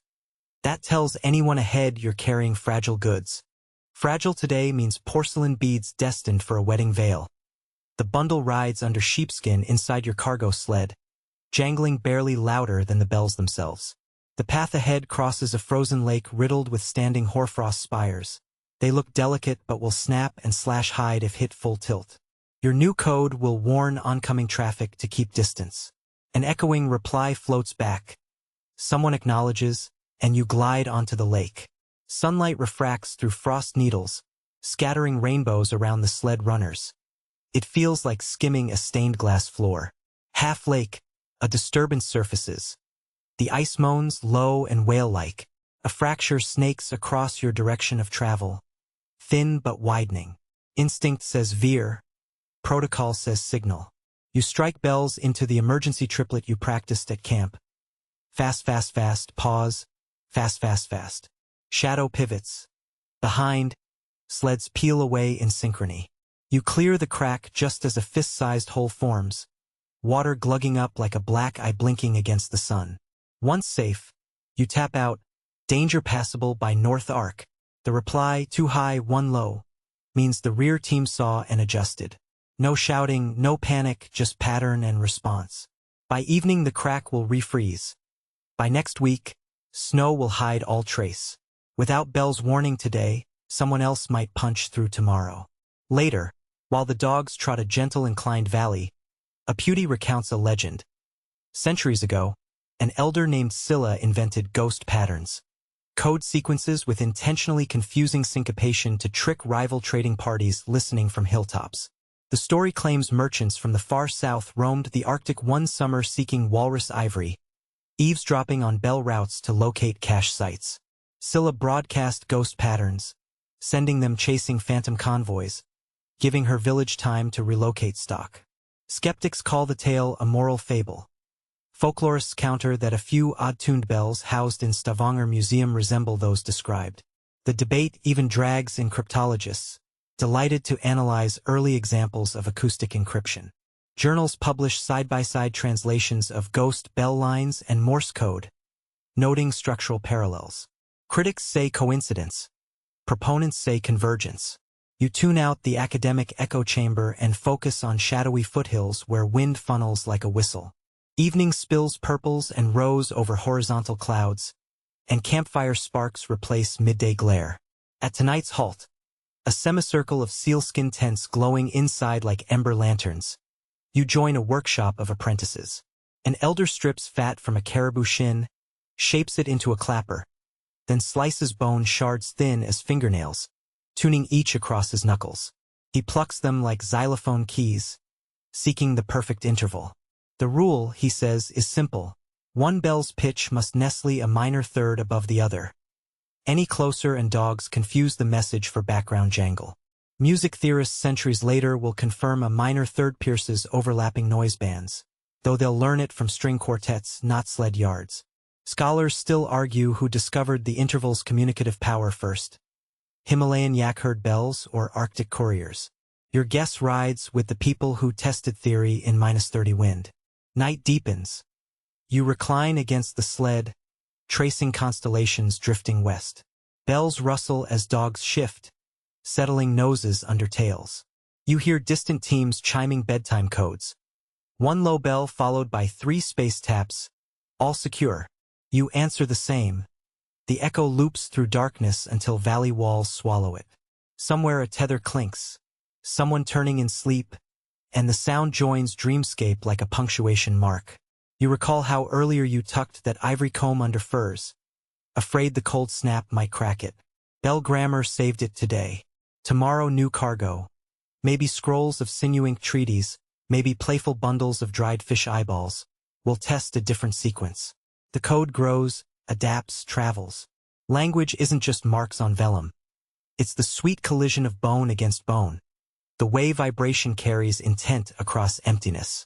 One day Morse keys will click in distant telegraph huts, engineers claiming invention. Somewhere, bells will still be ringing old messages in older rhythms, undeterred.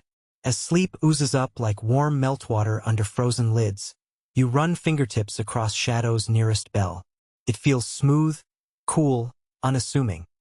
Yet inside it lives an alphabet, a map, a handshake, a warning. Tomorrow you'll tap new stories into the air and trust wind to ferry them. Until then, you close your eyes to the soft percussion of dogs breathing, bells twitching, and snow settling with the faintest crystalline sigh. Music without composer, still writing itself one note at a time.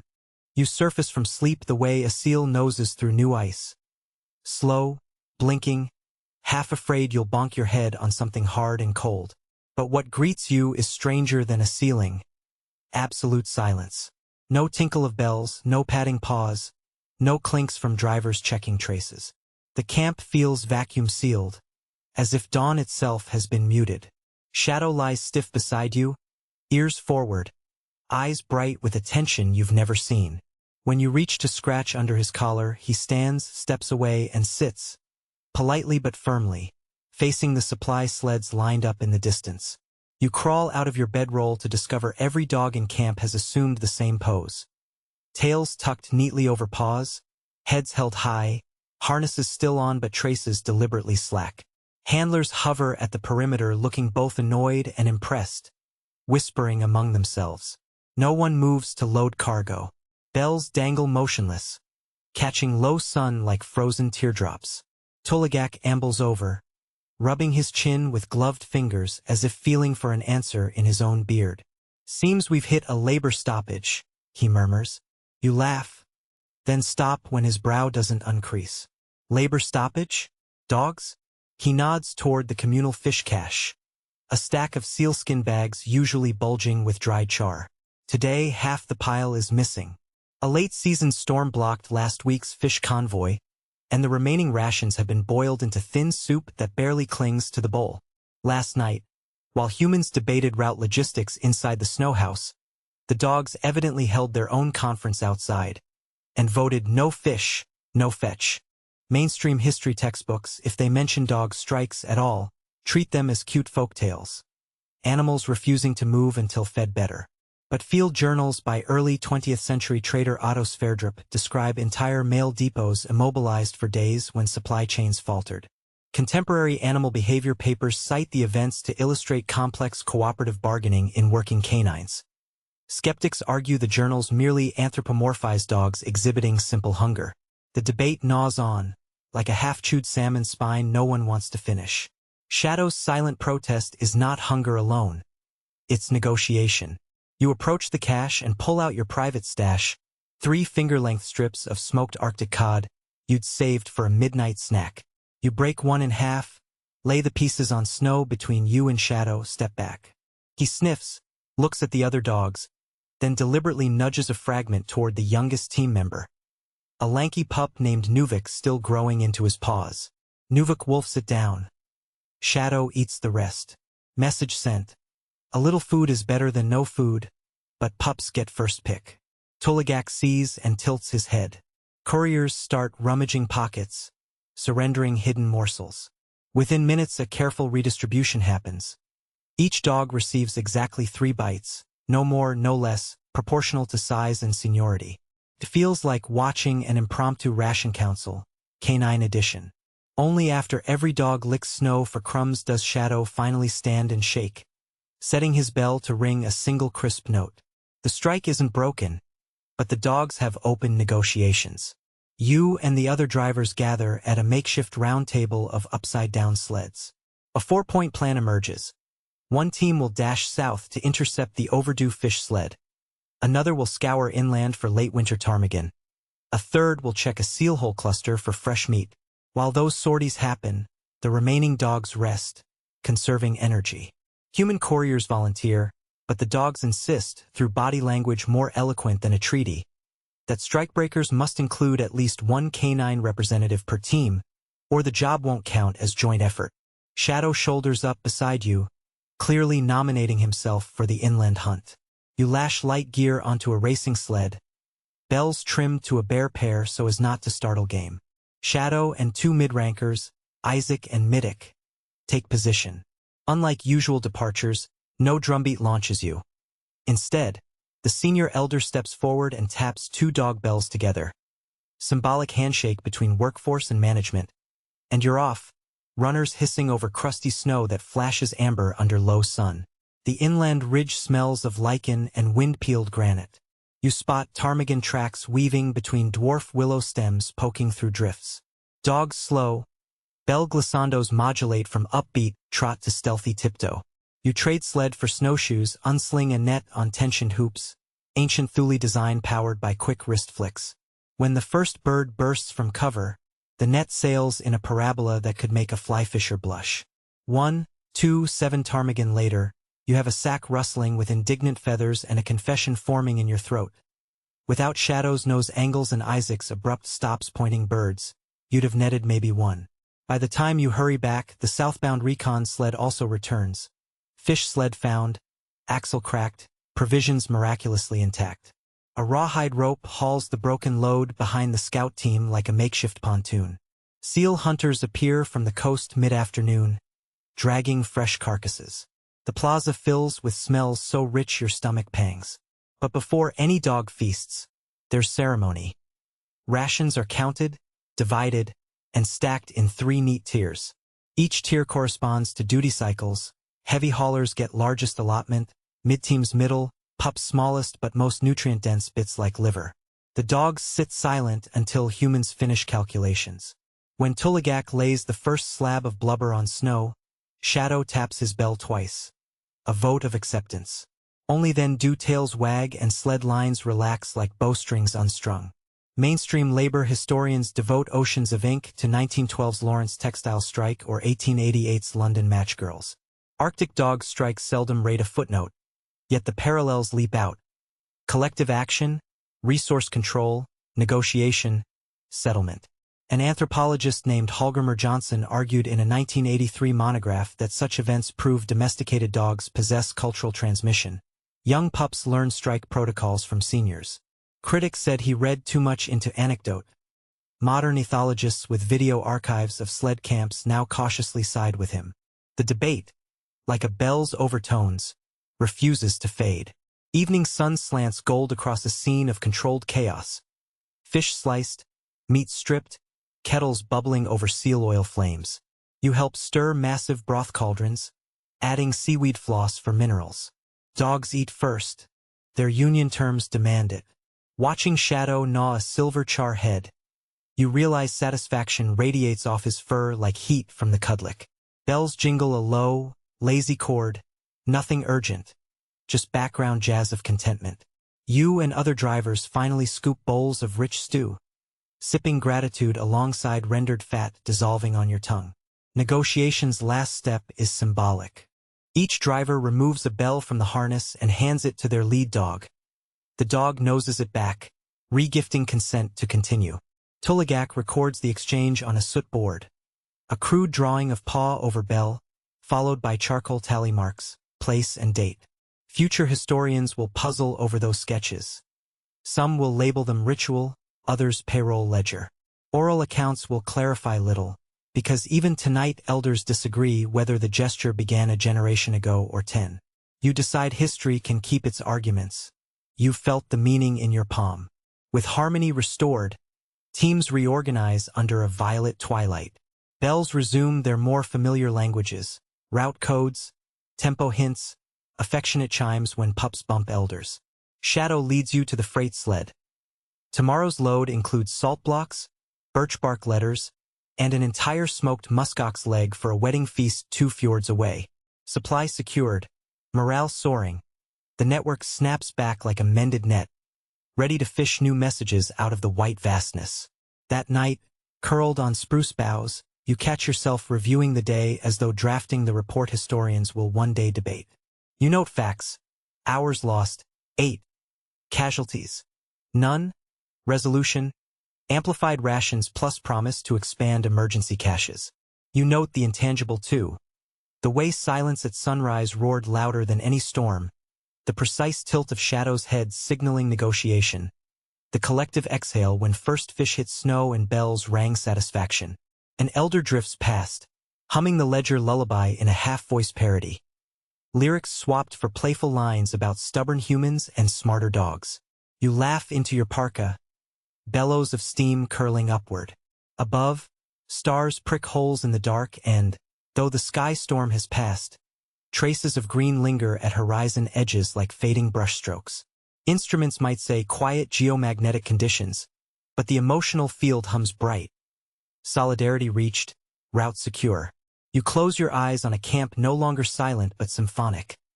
Fire crackles, broth bubbles, distant bells ping as dogs turn in dreams. Somewhere back in Britain, Chesterwick will file a puzzled note about canine work stoppage remediated via provision adjustment, and archivists will misfile it under curiosities. But here, among the people and animals who live by frozen arteries of trade, the episode will fold into collective memory. A reminder that even in a landscape ruled by ice and scarcity, equity matters, and bells can just as easily proclaim a strike as a departure. Sleep clutches you mid-reflection.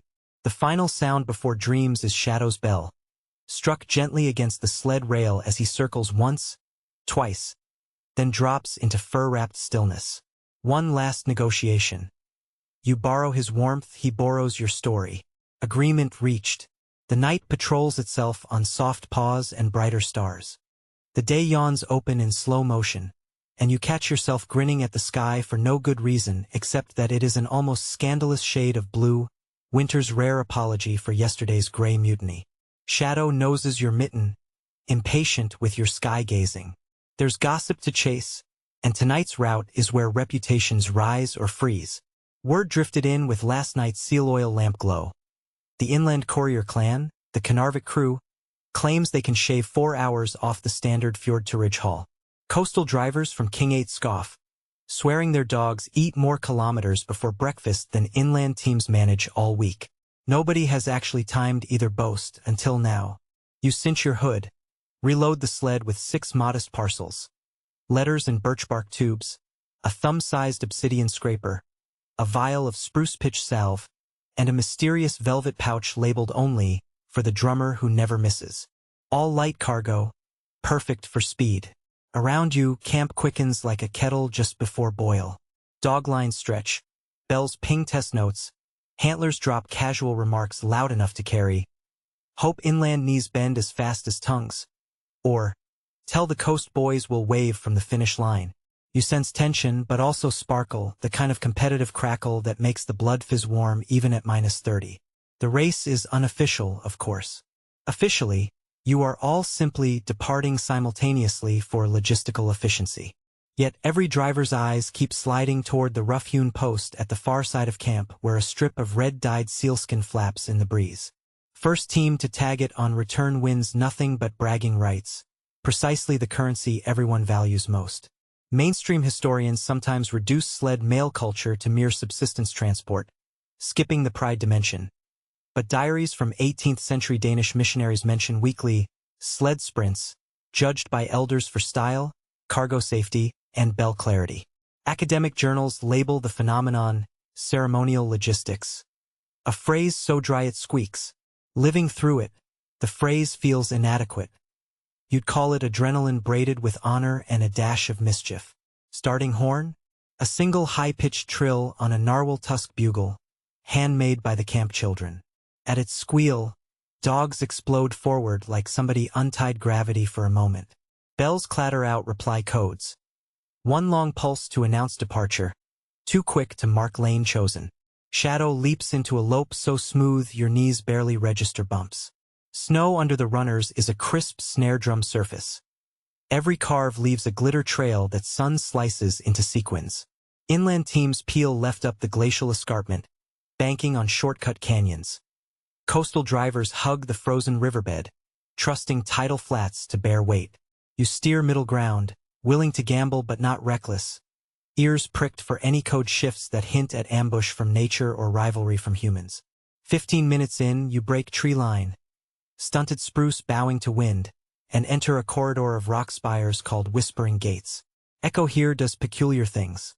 A single bell tap can ricochet twice, making two sleds sound like four.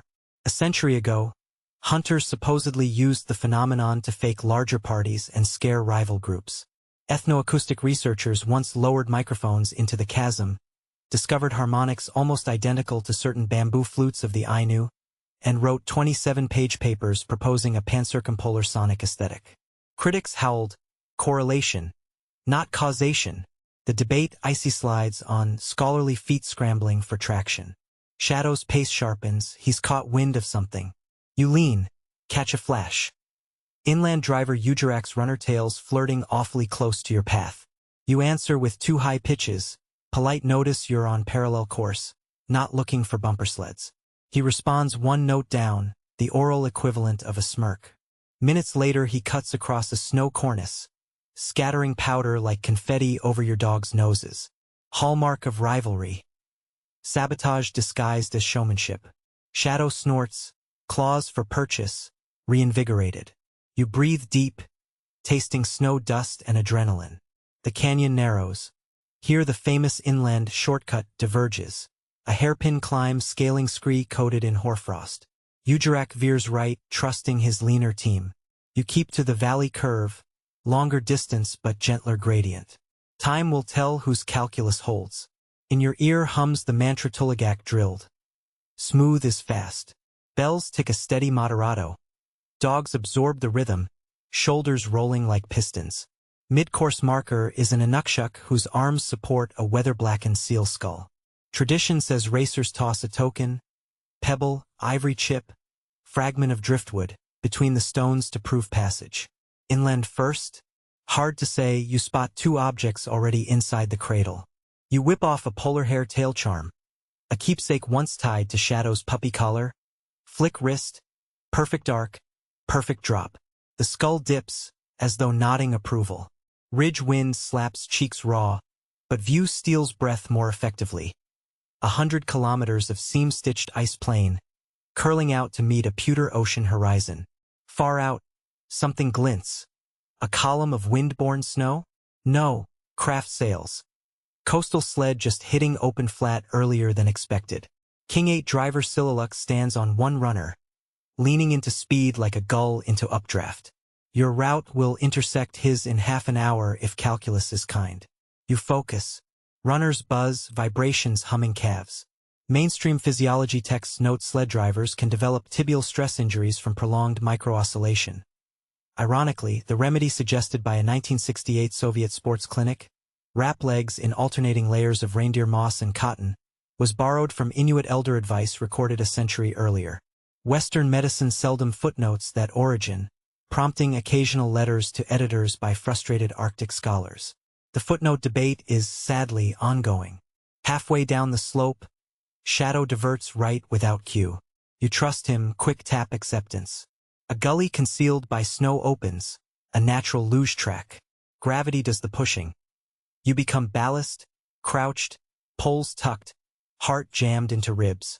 Bells shift into frantic vibrato as the sled banks curves tighter than any fjord switchback. Fur fringe whips eyes. Wind roars. At gully's mouth you catapult onto the plain, runners landing with a thud that rattles molars. Ahead, Sillaluk's sled glitters, your neck and neck. He hears your bell riff and grins over shoulder, then slaps lines. Time to sprint. Flat ice offers little traction but plenty frictionless glide. Dogs explode into double suspension gallop, paws barely kissing surface. You crouch lower, shave wind resistance. Bells blur into ringtones some genius could sample for dance music. 10 kilometers of dead straight runway. Whoever holds nerve wins. Coastal dogs thrive here, used to tidal flats. Inland teams excel on powder climbs. Your half-breed, route balanced. Advantage uncertain. Kilometer markers tick in imagination. 10, 9, 8. Sillaluk edges ahead, but his team's breath plumes shorter. They're built for burst, not marathon.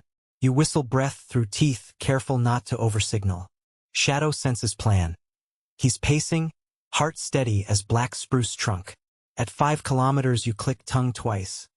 The dogs surge, still within aerobic capacity because Shadow parceled energy like a miser. Sillaluk's lead falters. You hear his bells slip off tempo. Dogs mean wobbles. Over your own racing pulse a mainstream knowledge nugget flashes. Early 20th century Alaskan Serum Run was won not by fastest sprint but by teams whose drivers ration speed. A lesson taught by Inuit couriers centuries prior yet credited elsewhere in popular retellings. Last stretch. Red sealskin flag visible, snapping like a vein of flame. Sillaluk flogging lines, not abusive but urgent, while you maintain rhythm, trusting momentum. Final 60 meters, you and coastal rival level. Bell code says nothing now. This is breath, sinew, steel, will. In simultaneous decision, both of you ease off fractions so teams cross in sync. Tie. Flagpole clacks as two mittened hands slap it at once. Silence follows, then laughter. Huge, lung-busting, echoing across ice. The community crowd, small but riotously loud, converges. Children beat sealskin tambourines. Elders raise ladles of steaming bone broth. Ujarak appears minutes later, shortcut betrayed by fresh snowdrift. His grin acknowledges defeat without bitterness. Tonight's bragging rights? Shared. The unofficial record book will list a co-victory, and every driver will claim moral win when retelling to grandchildren. Quirky fact for anyone bothering oral footnotes. Celebratory stews tonight include dried jellyfish brought upriver by traders last summer. Turns out freeze-dried jellyfish rehydrate into a gelatin that thickens soup better than seal cartilage. Most ethnobotany texts skip over this culinary hack, yet it's been practiced since at least the 1600s, according to calcified cooking pots dug near Igloolik. Archaeologists once dismissed residue as algae. New mass spec analysis in 2023 confirmed jelly protein markers, prompting retractions. Evening fire pit debrief buzzes with retellings. Coastal elders claim wind angle favored inland teams. Inland elders argue valley echo misled their dogs. An amateur meteorologist passing through suggests upper air laminar flow changed coefficient of friction on snow. Your own theory. Luck braided with discipline. Academic debate sure to blossom. Someone intends to measure microgranular hardness along both routes next season. Someone else will set up laser timers. Racing may gain a scientific oversight panel before long, raising questions about regulation versus tradition. Already there's whisper of doping accusations, not drugs, but high-fat krill paste rumored to give dogs unfair stamina. Veterinary journals prepare, pens twitching. You head to sled to check cargo, no fractures.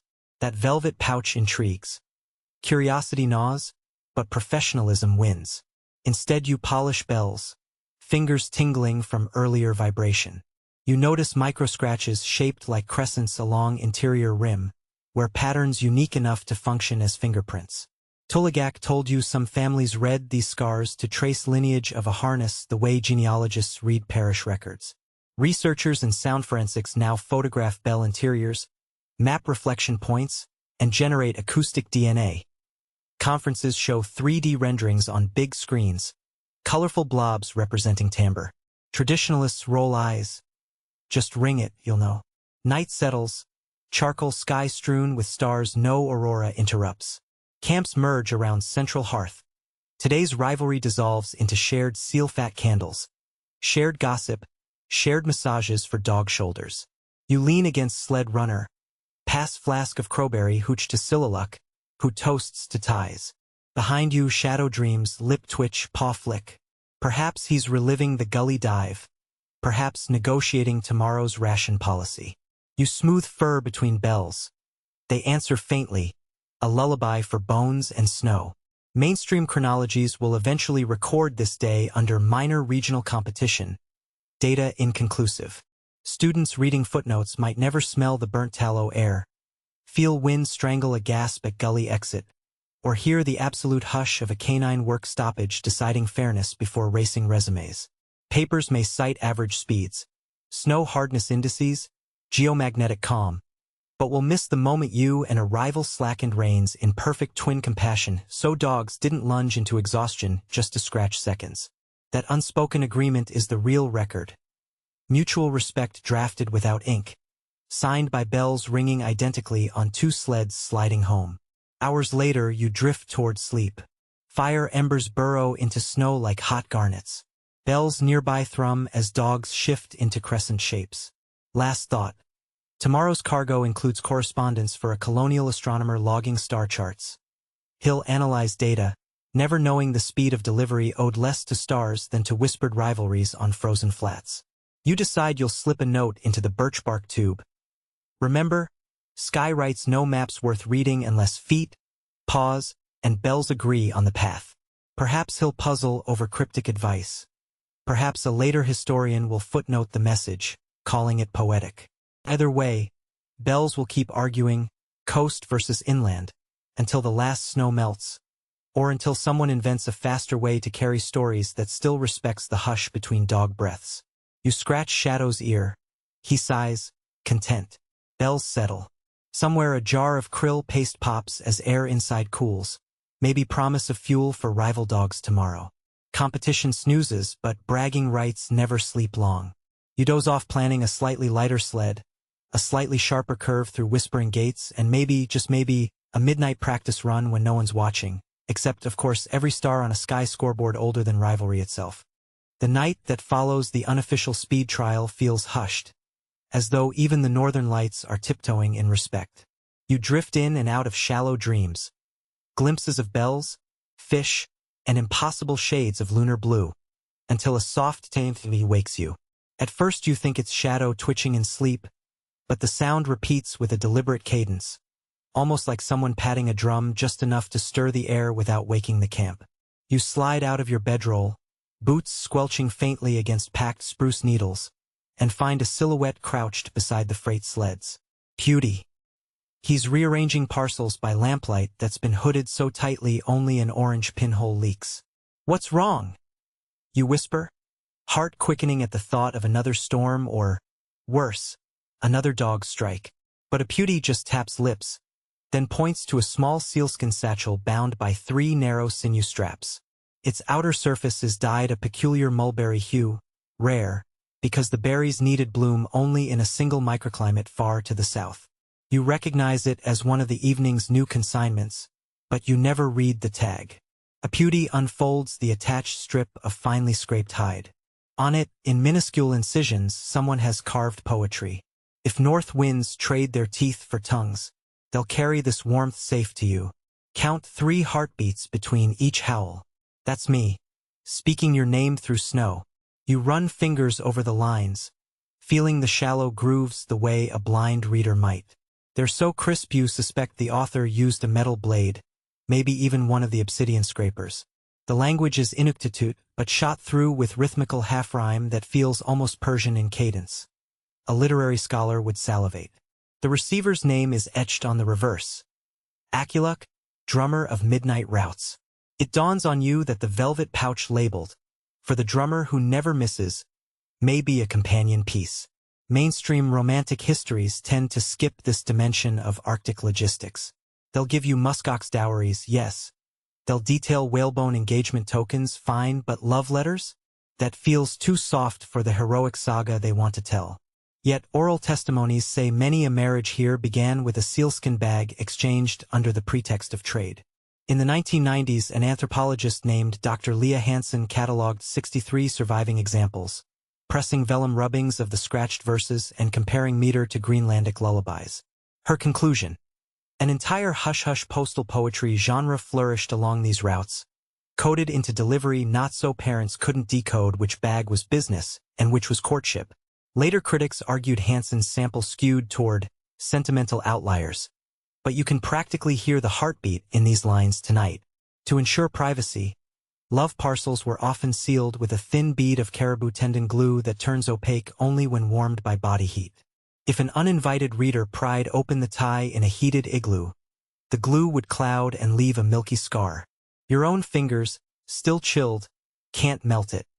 So the secret remains intact until delivery.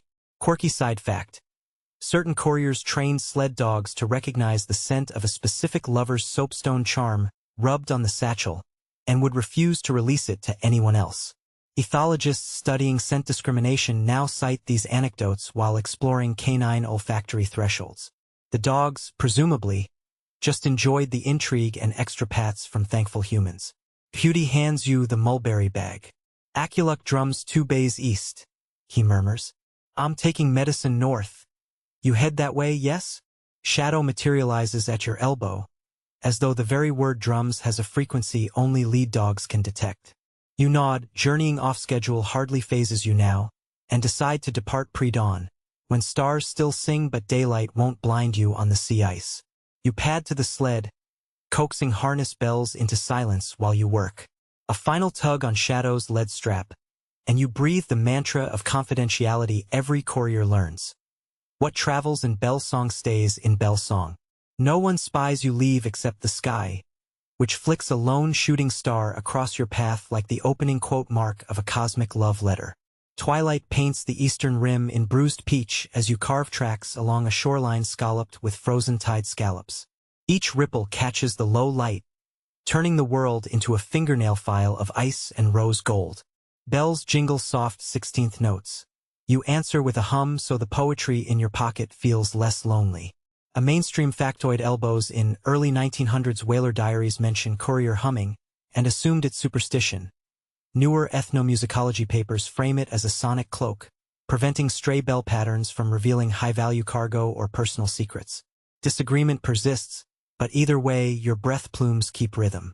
Ahead looms a low headland rumored to host a family of trickster foxes who steal bell clappers for fun. Urban legend. Maybe, but you slow anyway. Should a fox wolf down a bell?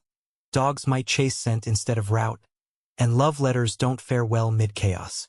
You push through frost-laden willow scrub and, just as you exhale relief at no orange tails, Shadow halts, nose high. On a bluff stands a fox, indeed, but wearing no stolen bell, just watching the sled pass like a theater critic not impressed. He dips head once, a mock bow, then vanishes, and you decide myths exist partly because they're fun. Mid-journey rest stop. An abandoned kayak frame propped into a makeshift cache stands against brilliantly white dunes. You tether dogs, unwrap seal-fat tea cakes, and pull out the mulberry bag, curiosity gnawing. Your thumb warms the tendon seal. A snowy haze creeps along the adhesive, confirming its temperature sensitivity. But you resist opening it. Instead you trace the poem again, thinking how language can travel hundreds of kilometers this way, sung by bells into the night, sealed by tendon glue, and how historians arguing about trade volumes miss the real freight. Hope, risk, pulse-quickening anticipation. While Shadow chews ice crystals off a paw, you recall a lecture clip from a digital archive you once streamed by generator in a southern research hut. Professor Etienne Legrand insisting that Arctic courier poetry represents a minor though charming footnote. He dismissed coded seals as folk encryption of negligible complexity. Yet in your gloves you hold a system that's pin-accurate, tamper-evident, and emotionally atomic. Negligible only to someone measuring love with a ruler. Rest over, you harness up. The sea ice hums faintly, an eerie glass harp resonance caused by katabatic wind skimming across blue slabs. Glaciologists record these sounds, feeding them into seismic software to predict flex points. But no predictive algorithm beats Shadow's ears. He steers wide of a suspicious ridge just before a crack's eyes open. You swerve, safe, reminding yourself to note the hazard in the ledger you'll file on return. The world keeps writing addenda, and couriers are its footnotes on runners. By midday you see drum tower silhouettes etched on a coastal knoll. Aculux camp. You slow, bells shifting into the formal arrival cadence. One prolonged note, two light taps, and Shadow trots up as if rehearsed. A line of children runs to greet the dog hero first, showering him with fishy kisses. Aculuk herself emerges last, holding an ivory-tipped drum mallet still speckled with last night's pigment. She nods at you, professional courtesy, then rests a palm on the mulberry satchel. Tendon seal clouds clear under her warmth. She turns away from the crowd, slips a thumbnail under the glue seam, peeks inside. Tears? No. But her breath catches, visible puff in the cold, and she hugs the bag to chest. You pretend to fuss with harnesses, granting privacy. A moment later she approaches, hands you a new parcel. Drum tight, hide sanded almost translucent. No tag, just a single carved spiral. Northbound, she says. He will understand. You place it carefully behind the scraper vial, slip a fresh strap around it. Mainstream historians will never log this transaction. Official ledger will list cargo weight but not contents. Yet if you're asked about any irregularities, you'll say a drummer requested expedited dispatch. Completely within norms. Silence sometimes protects truth better than footnotes. Before leaving, you share tea thickened with rookery-harvested kelp pectin. Quirky fact. The gelling property stabilizes hot liquids against slosh, making it perfect for sled mugs. A 2017 food science study tried to replicate its thermal viscosity in military rations. Results were promising but incomparable to original seaweed source, according to the begrudging abstract. You sip, warm, and Aculuk hums a fragment of her midnight rhythm. 3 beats, pause, for beats, long roll. You recognize the pattern love's drum password, and realize the spiral on your new satchel is the same cadence frozen into geometry. Afternoon sunlight slants, and you depart as a skein of eider ducks arrow overhead, their wings whooshing like distant applause. Snowfield after snowfield scrolls by. You test-tap bells into miniature poems, wondering if sound alone could carry the nuance of letters. Suppose you crafted a 17-bell sonnet? Would listeners know it was love or logistics? Ethnomusicologists debate such questions. Some insist tonal contour can encode emotional valence. Others assert context decides meaning. You decide both are right. Bells mean whatever travelers agree they mean, nothing and everything. A final horizon flare announces evening. You angle toward tonight's halfway depot, a lonely lenticular hill nicknamed Stone Pillow, for boulders scattered like dropped beads. A single snow house pokes near summit, smoke curling upward. Inside waits a veteran courier known simply as Sia. Rumor says she once coordinated 3 sled fleets solely via bell relay during the 1866 influenza outbreak, avoiding all physical contact yet keeping medicine moving. Skeptics claim exaggeration. Still, her reputation hums louder than any drum. Meeting her feels like your path just intersected a footnote source line. Sia takes the spiral satchel, weighs it, then nods. Northbound voice. She checks seals, bell stamps, not signatures, fast yet thorough. Academic reliability embodied. Over Akutak dessert, whipped snow, fish roe, cloudberries. She tells you scholars wrote to her last year requesting interviews about courier poetry. She declined. If they can't ride the trail, They don't need the story. A hard line, yet you grasp her point. Words divorced from wind, from cracked lips, skew easier into romance or skepticism. Bells ringing in Snow Grant context no archive captures. Before sleep, you help her record manifest on smoke-darkened caribou shoulder blade. Bone writing board older than your grandparents' grandparents. She inscribes the spiral, adds your initials as witness, scratches an annotation. Private verse, handled gently. Future historians may find that bone buried in melt centuries hence. Puzzle over spiral semantics, perhaps label it ritual scrawl. They won't feel the pause inside the lodge when the hide flap fluttered and snow whispered through, as though eavesdropping on secret exchange. Some truths belong to the night air, not to footnotes. You bed down listening to Sia's older bells. Thicker bone, lower pitch, rattle softly whenever she shifts. Shadow sighs, head on pause, belly full of seal tripe gifted by Aculux nieces. Bells across camp settle into random counterpoint, like wind chimes searching for new key signature. You realize tomorrow you'll pass the spiral satchel into yet another set of hands, each courier adding nothing but careful miles. Eventually the bag will reach whomever counts heartbeats between howls. The warmth inside traveling whole because strangers agreed to guard poetry. Mainstream logistic textbooks might file this under non-essential cargo. You, drifting toward sleep, call it the cargo that makes the rest worth hauling. The sled can carry metal tools, medical tonics, tax tallies. But what sets bells jingling just slightly brighter is the knowledge that somewhere along those frozen lines, a drummer will sleep with new words folded close, and meteorite flakes in a pocket will feel warmer for it. Shadow's bell pings once, sharp and sweet. A dream twitch. You decide you'll hum the new drum cadence tomorrow quietly so he gets used to it. Maybe by the time the satchel hands off, even the dogs will know it's a love poem and tread lighter across the ice. Bells dim. Lamp glow flickers. Wind rearranges snow ridges outside like a giant eraser. You close your eyes on the thought that routes aren't just mapped by lines on hide or GPS waypoints. They're drawn by feelings in sealed bags, jostled over sastrugi, ringing out on bone tongues, until somewhere, someone listens and answers back. When dawn finally lifts a single brass coin of sunlight over the rim of stone pillow, you wake to the pop-crackle of frost shattering beneath Sia's boots as she stirs the ashes. A stray ember flares and fizzles, and for one surreal heartbeat you imagine the little spark sprints across the tent floor, slips under the hide door, and keeps running all the way to the next village carrying news faster than any bell. You laugh at the thought, then swallow the laugh when Sia announces the day's twist. A group of Southern technicians is waiting 5 valleys east, eager to demonstrate their new wireless set. They've promised to replace bone bells and drum codes with something called a telegraphy loop, guaranteed audible across 1,000 miles of emptiness. Shadowside eyes the kettle suspiciously, as if the new gadget might already be hiding inside the steam. You trust his instincts. Ever since last night's Fox cameo, he has treated every novelty like a suspect at a sled runner lineup. Still, route is route, and the spiral satchel in your sled needs to keep moving north. So you lash cargo and dogs, thank Sia for the kelp pectin breakfast, and punch onward into a desert of glare that reflects sky so perfectly it looks like you're crossing a hemisphere of glass laid flat. By mid-morning the horizon seeds itself with thin black needles.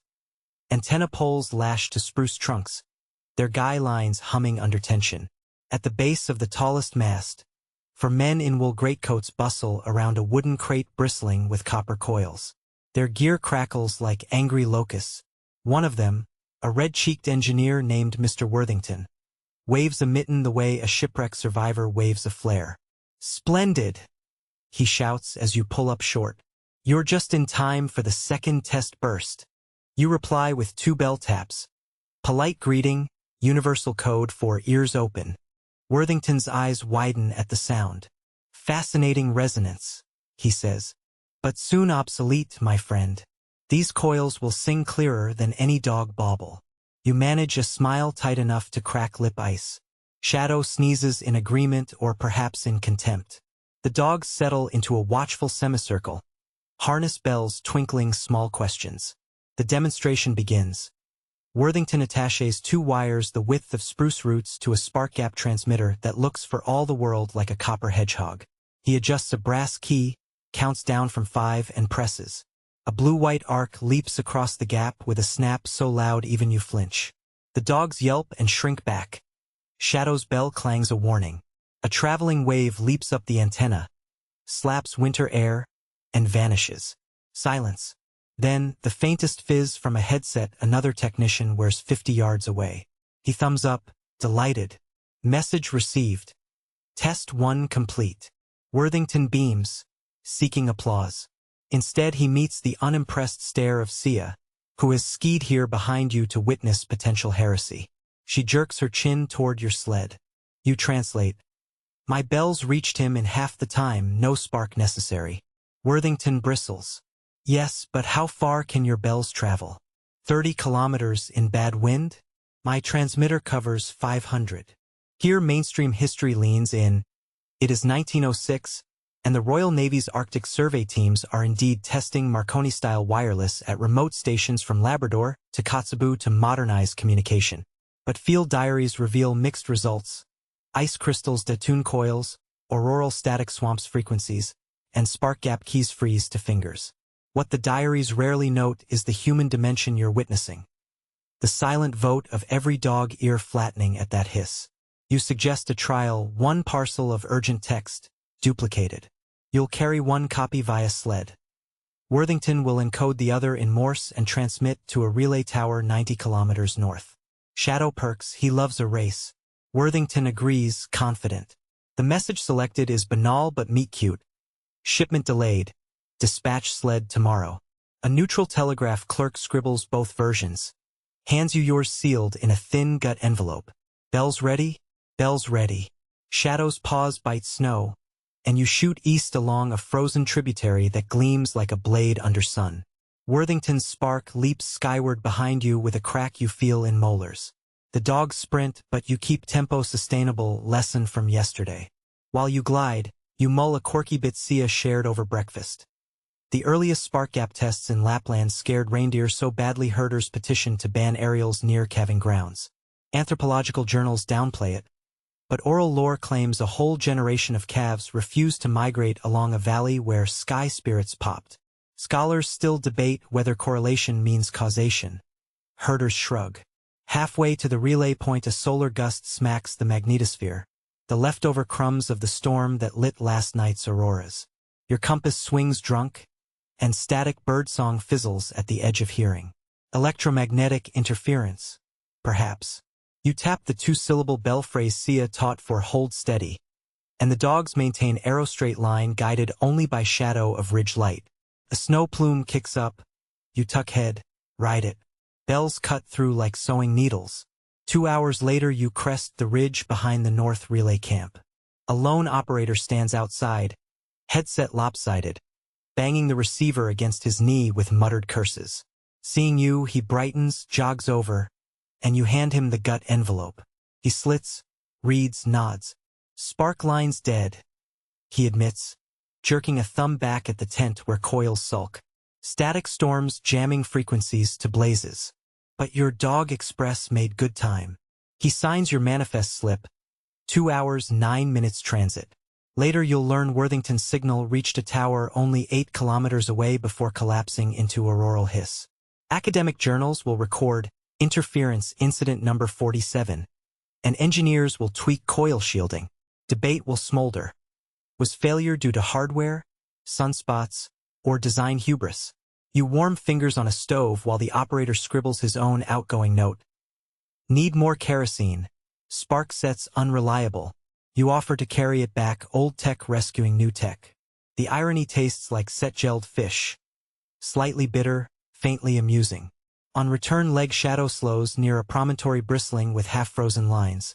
Abandoned telegraph posts from a decade-old Russo-Jewett overland cable scheme. Once visionary, now flayed by wind into haunted totems. Your bells ring a gentle requiem, and you picture future historians debating whether the wire route failed due to costs or hubris. Meanwhile bone bells, cheap and low-tech, keep ringing. You crest the final ridge into Worthington's encampment where he paces beside a snow-crusted aerial. Seeing you wave the signed manifest, his shoulders sag. Yet to his credit, he smiles thin but genuine. Can't fight the sun, he admits. You hand him the relay operator's request for kerosene. He tucks it into a notebook.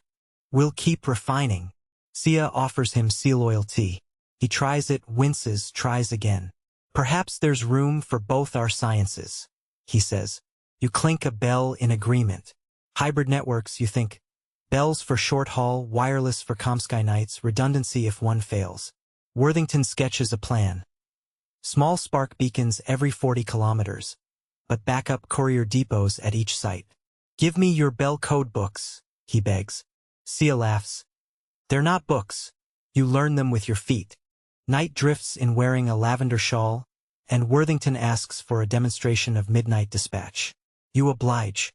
10 sleds line up, each coded route jingling distinct phrases. On your signal, drivers slap runners and vanish into darkness. Bells overlap into layered counterpoint. The engineer's mouth hangs open, headphones forgotten around his neck. Afterward, by driftwood fire, he compares bone frequencies to spark tone. His notebook margin grows crowded with doodles. Waveform sketches of bell pings, spark hisses, aurora hiss spectrograms. You wonder which future grad student will inherit these pages and argue interpretations. You remember the spiral satchel. Still safe, still secret, and realize this whole radio affair is a footnote to its journey. Tomorrow you hand it off across glacial tongue to a courier named Lockett, famed for outrunning wolves. Then maybe spark transmitters will work, maybe not. Bells will still ring. Before sleep, you polish Shadow's primary bell. Tiny ice scratches catch firelight. Worthington sits nearby, tinkering a smaller, more insulated coil into existence. He pauses, listening to your bell's faint chime, and asks, almost shy, "May I record that?" You nod. He taps his brass key to mimic the rhythm. Not perfect, but close. Progress, perhaps. You drop into slumber amid overlapping noises. Spark crackle, pen scratching, dog sighing, bells whispering. Somewhere in that sonic braid, old and new twist in tentative peace. Whether books will remember tonight depends on who writes them. You decide you'll leave a hidden margin note in the northbound manifest. Wireless trial, moderate success, but bells won the day. Maybe a historian will find it, maybe not. Either way, Shadow's steady breath beside your pillow of rolled mitts tells you reliability often wears fur and jingles when it trots. You smell them before you see them. A whiff of lamp oil shampoo, cedar chip cigar smoke, and something too flowery for a landscape built on salt and blubber. Tourists. The first steamliner of the season has anchored offshore, its hull taller than any iceberg still skulking in the bay. As dawn tweaks gold threads through the tent flap, Shadow snorts and digs a paw into your hip as if to say, brace yourself. When you step outside, half the village is already in defensive formation. Elders tightening snowhouse seams, mothers tucking babies deeper into furs, dogs pacing with hackles half raised. The visitors spill over the ice like spilled beads, brand new camera boxes swinging from neck straps that squeak louder than any bell. They arrive with questions shouted in 4 languages and curiosity zoom lenses that telescope straight into household doorways. One gentleman in a crushed velvet coat tries to get a husky to sit pretty by waving a peppermint. The dog stares, insulted, then lifts a rear leg in commentary so universal the translator need not translate. You realize a different kind of negotiation is about to unfold, less about fish rations, more about dignity and spectacle. Years from now, museum displays will show sepia photos captioned, Inuit male dog teams, 1922, and schoolchildren will marvel at the fluffy heroes. What the captions won't mention is how uncomfortable those dogs looked under flash powder. Early tourist diaries brag about catching the last of a dying trade, snapping pictures of couriers before modernity swallows them. You wish those writers had noticed the couriers rolling their eyes or charging for each shutter click in dried char fillets. Academic historians still argue whether tourist presence accelerated cultural erosion or merely documented a transformation already in motion. 学术界还在争议。 A wiry matron named Mrs. Merriweather marches up waving a Kodak brownie like a scepter. Could we have the toothless one harnessed, please? He's ever so photogenic. You follow her line of sight to Tigluk, a veteran lead now retired to gentle freight runs. His tongue lolls, gums bare where incisors once gleamed. Mrs. Merriweather squeals, declares him adorably weathered. Shadow, younger and sharper, sneezes indignantly. Bells jangle short, sharp chords you've come to recognize as canine sarcasm. The tourists want a demo. Sled launch, bell code, maybe a staged blizzard if you can arrange the weather. Tuligak sets terms. For salmon steaks for 5 minutes of footage, plus a promise no flash powder near sleeping pups. The visitors haggle, but hunger wins. Cook fires flare. The barter begins. You rig a lightweight sled for show, attach a single parcel empty so the dogs won't strain. Cameras click, shutters thunk. Shadow hates the fake run. His head swivels, looking for real purpose. To soothe him, you slip a snippet of whale skin into his collar. A scent that means, just play. Mid-demo, a tour guide stumbles on a drift, drops a magnesium flare into loose powder, and whoosh, flash floods the clearing in white-hot glare. Dogs yelp, scatter. Tigluk, startled, bolts in a half-circle and topples the sled. The parcel skitters, ripping open to reveal nothing at all. A hush falls, heavier than snow. Mrs. Merriweather mutters an apology. Her guidebook didn't mention flare etiquette. You gather traces, stroke Tigluk's grizzled muzzle until tremors subside, and tap a slow reassurance pattern on his chest bell. Visitors whisper. Some embarrassed, some annoyed their perfect shot ruined. This becomes today's mainstream history nugget. Early adopters of flash photography inadvertently triggered the first formal guidelines for tourist behavior around working dog teams. Within a decade, Arctic ports posted placards. No flash near dogs. No touching harnesses. Yet journals disagree over who drafted the original code. Some credit a Hudson's Bay administrator, others a coalition of couriers. The stamped metal sign outside this very village bears no author's name, but locals call it Tigluk's Law. Academic mystery remains. After lunch, a communal chowder where tourists chew dried wolf fish with mixed enthusiasm. You're summoned to mediate merchandise. The visitors want souvenirs. Bone bells, etched sled runners, carved meteorite shards.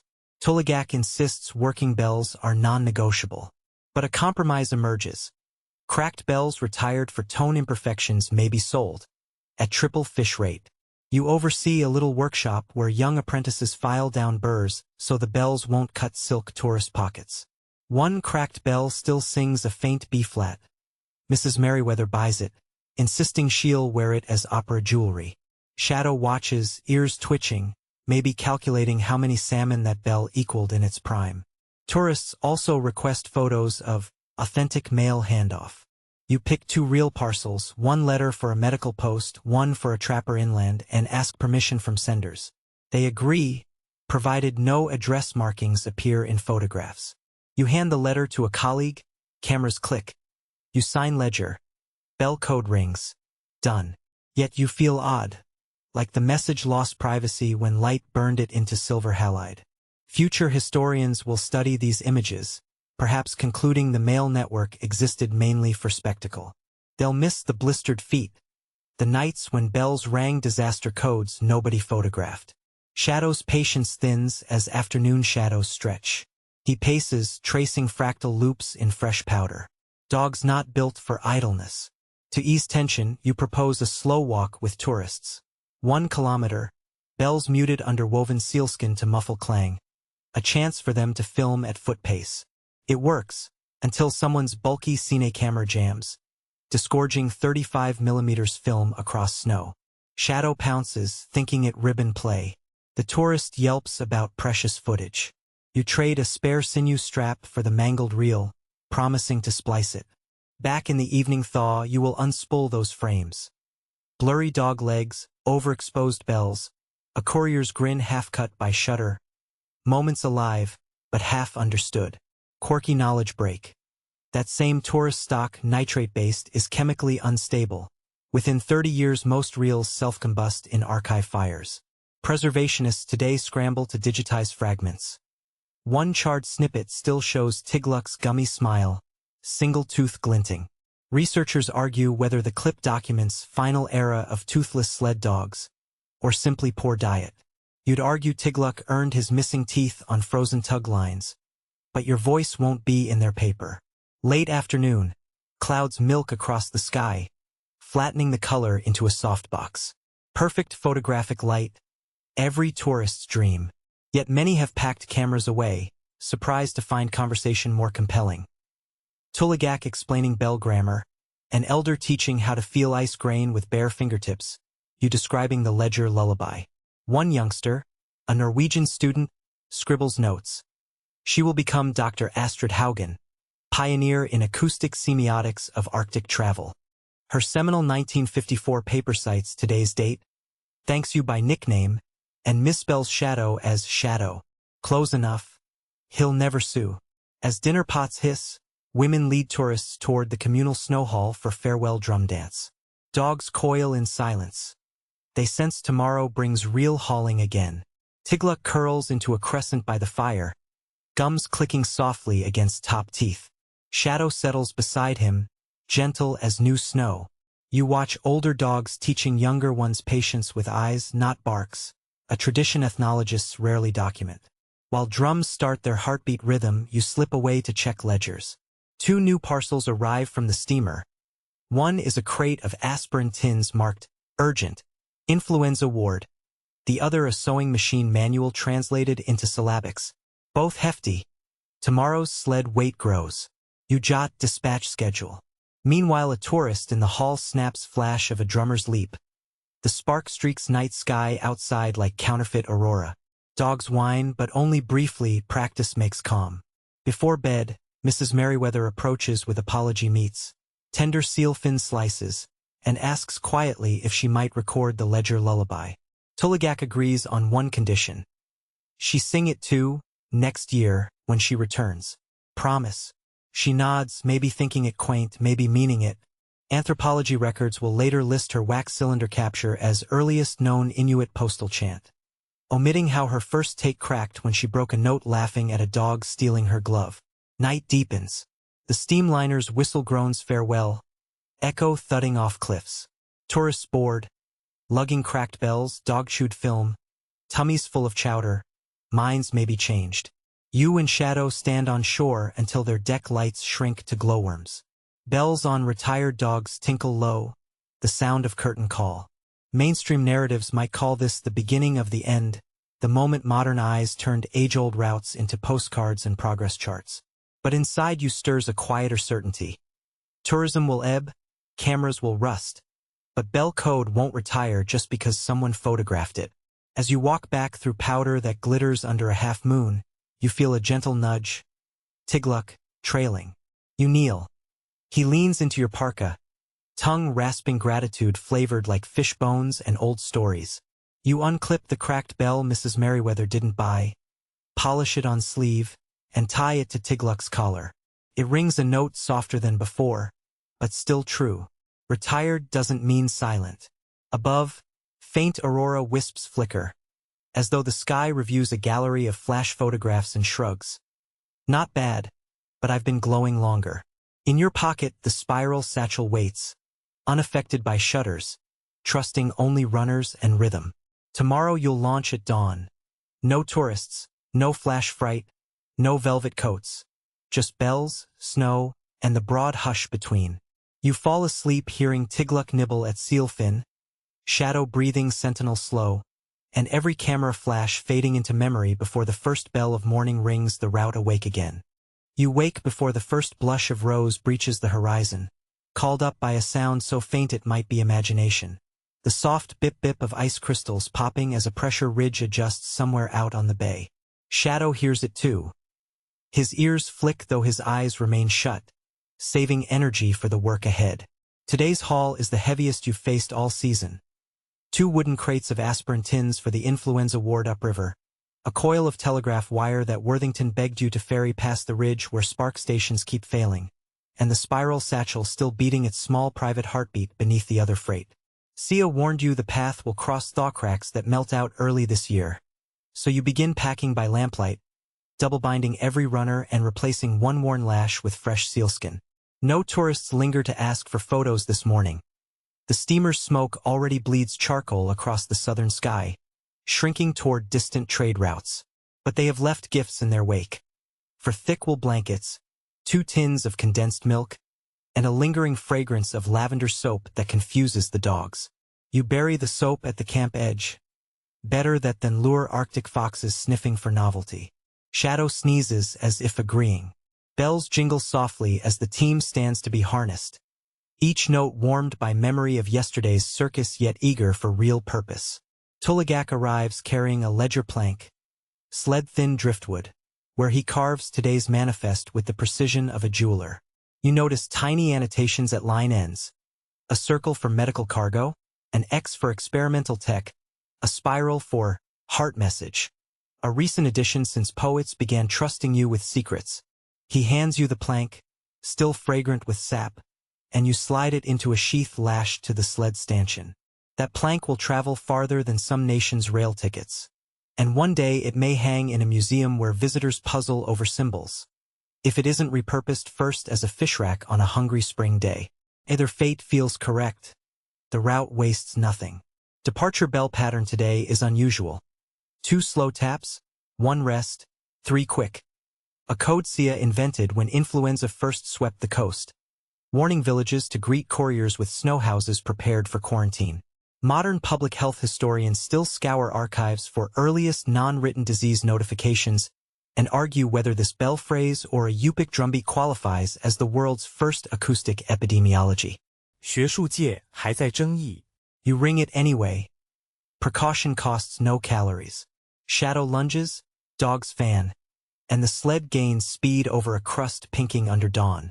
The air smells of salt and faint engine exhaust, steamer ghosts, but soon sinks back to its rightful bouquet. Snow, distant kelp, dog breath. Your knees remember yesterday's contest. They sing dull ache as the runners clap sastrugi edges, but rhythm overrides discomfort.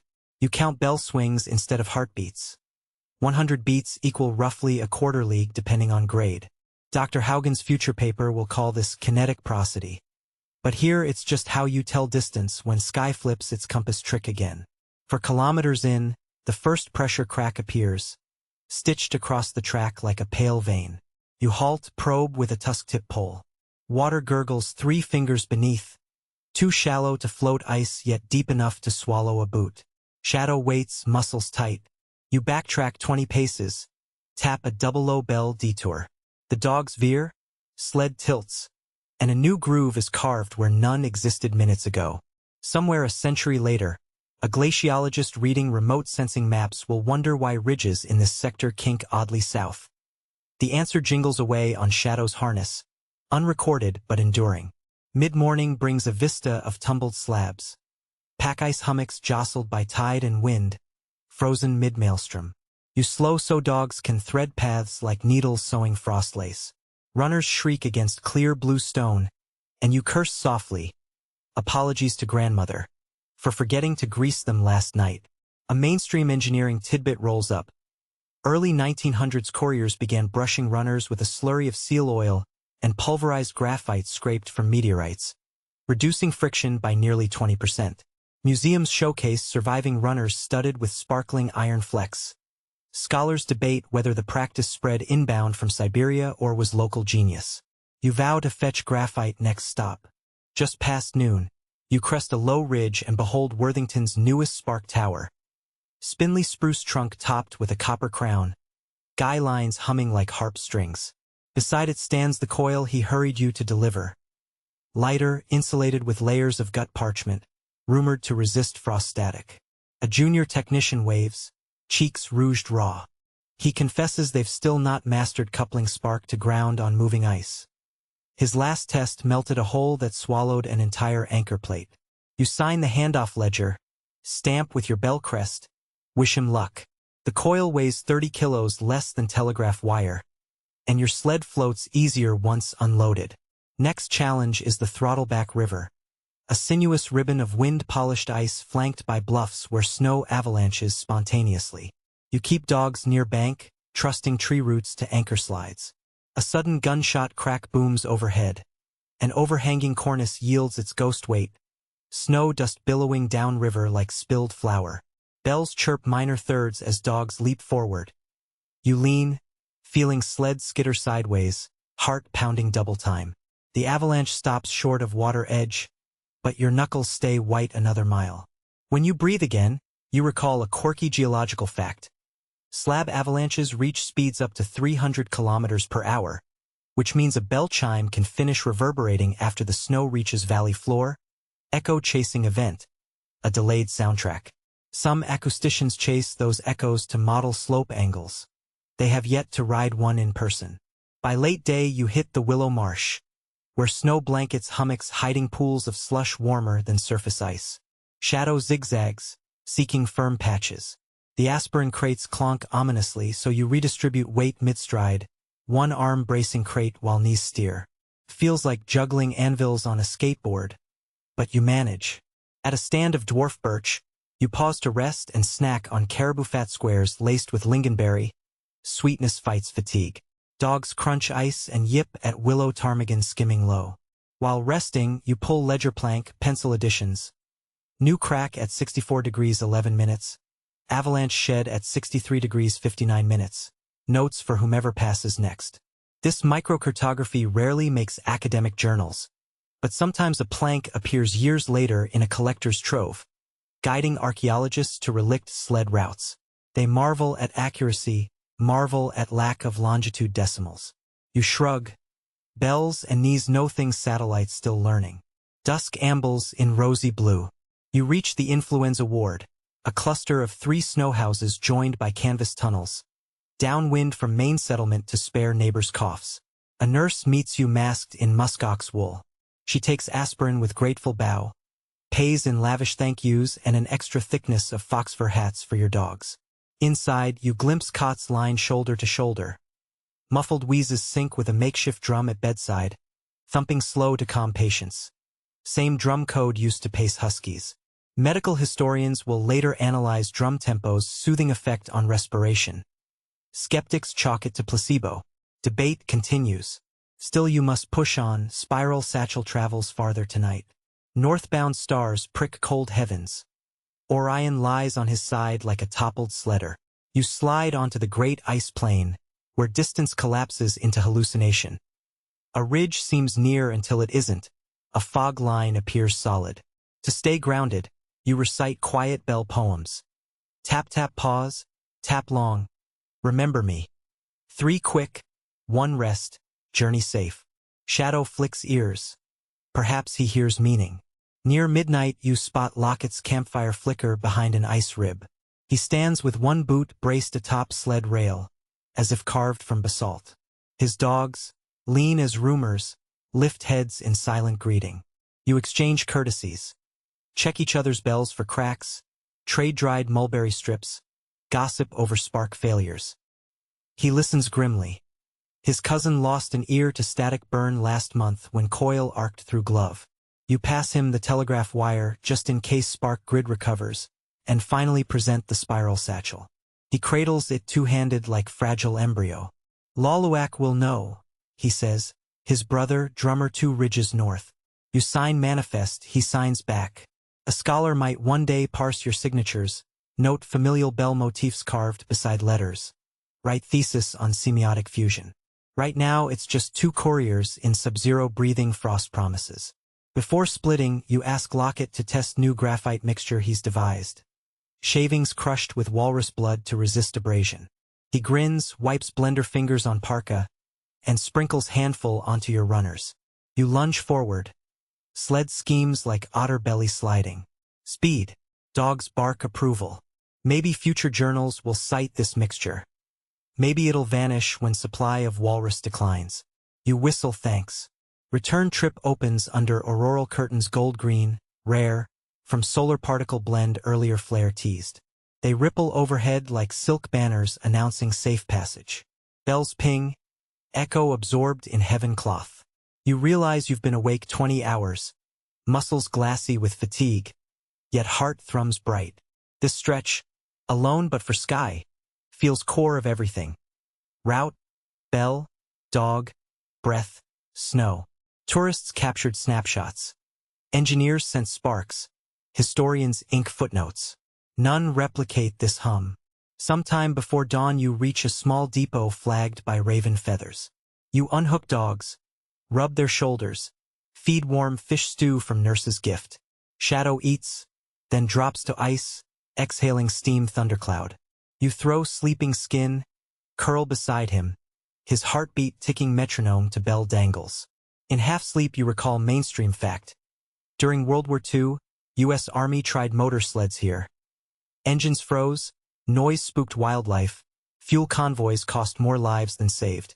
Project shelved, notes classified until lobby historians unveiled fiasco. Meanwhile dogs kept hauling code, quiet and cheap. Dreams blur with memories. In one, you see spark coils growing roots like spruce, bells sprouting wings, ledger planks floating to libraries. Someone asks which technology won. You answer, whichever still sings when wind gusts erase footprints. In the dream, the questioner opens mouth and a bell note emerges, resolving all debate. You wake to gray dawn. Shadow stands, shakes snow, bell chimes soft sea. You match pitch with hum in throat. Two creatures tuning day. The ledger plank awaits new notes. You'll add graphite results, avalanche melt rates, maybe a line about gold aurora for starkeepers. Spiral satchel travels on in Locket's care. Your cargo now lighter, but sled still carves same careful path. For routes matter less than the ringing truths they carry. You whistle dogs to harness. Bells answer. Another section ends not with applause, but with the steady forward hush of runners on fresh crust. And somewhere far ahead, a drummer counting heartbeats, waiting for warmth sealed in poetry to arrive. The door of the regional mail sorting hub hisses open with an electric sigh, and you wheel your demonstration sled across a threshold of polished concrete that reflects overhead LEDs like a frozen pond rendered in office gray. Shadow paces beside you, claws clicking, hackles half raised at the antiseptic scent of barcode ink and recycled air. Somewhere beyond the clatter of conveyor belts a supervisor in a high-vis vest beckons, eagerness glowing brighter than the neon green exit sign. You're here because the National Postal Service wants a team-building session, heritage talk, bone bell exhibit, maybe a quick ride around the parking lot for charity photos. They keep calling it bringing the frontier to the fulfillment center, which makes you imagine a sled dog printing its own shipping label. Your cargo today is symbolic. A single crate containing retired bells, ledger planks, and one of Worthington's spark coils that never quite caught on. The crate earned a tracking sticker and digital manifest, yet you insisted on strapping it to runners, tradition inside transformation. When the automatic doors whoosh shut behind you, the climate system exhales warm breath citrus-scented from industrial cleaners. Shadow glances up, confused by the absence of sky. You jingle two soft notes, steady, and he settles, though his nose keeps snuffling at phantom snow. The supervisor leads you past rows of blue plastic totes and towering carousels twirling like carnival rides minus the laughter. A robot arm whirs, grabbing parcels, each one printed with a code dense as a raven's footprint trail. Workers in headsets glide by on roller shoes, scanning, sorting. Yet on a side wall, half hidden near the staff lounge, a single caribou-bone bell hangs on a pushpin. Yellowed, pitted, silent. Somebody scribbled "ring for luck" on a sticky note and stuck it beside. Most employees probably think it's a quirky novelty, thrift shop find. You stop, lift it gently, feel weight balanced more by time than gravity. Shadow noses it. He recognizes lineage like a sommelier reading terroir. You ask who hung it. The supervisor shrugs, maybe a retiree years back. You rap knuckles on the bell once. An F-sharp you swear travels farther than fluorescent hum. Heads rise above cubicle partitions. A forklift pauses mid-pivot. Even the robot arm seems to stall, servo motors hovering at microtwitch.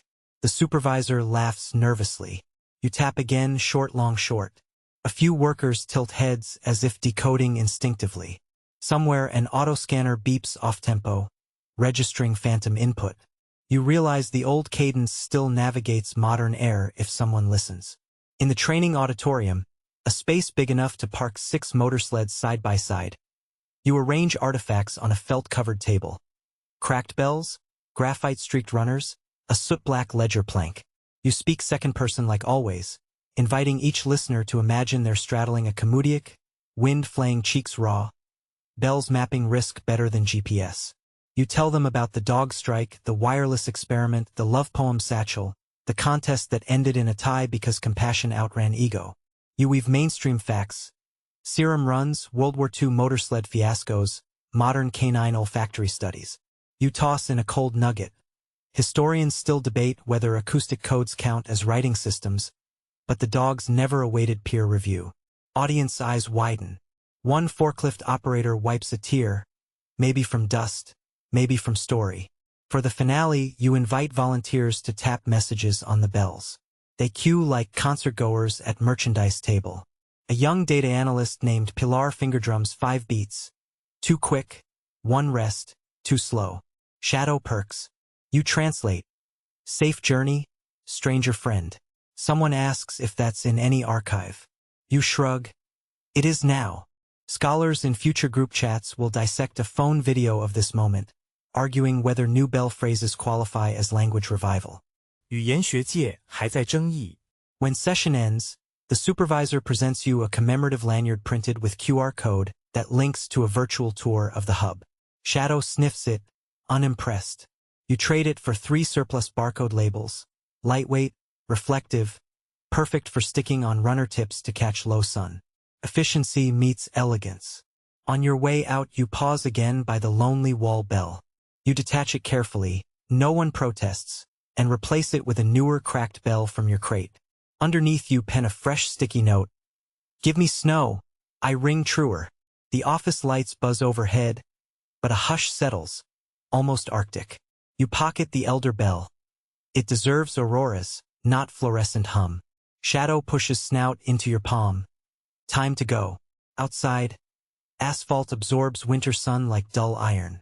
You snap lines, dogs lean, sled skid sparks because metal runners dislike pavement.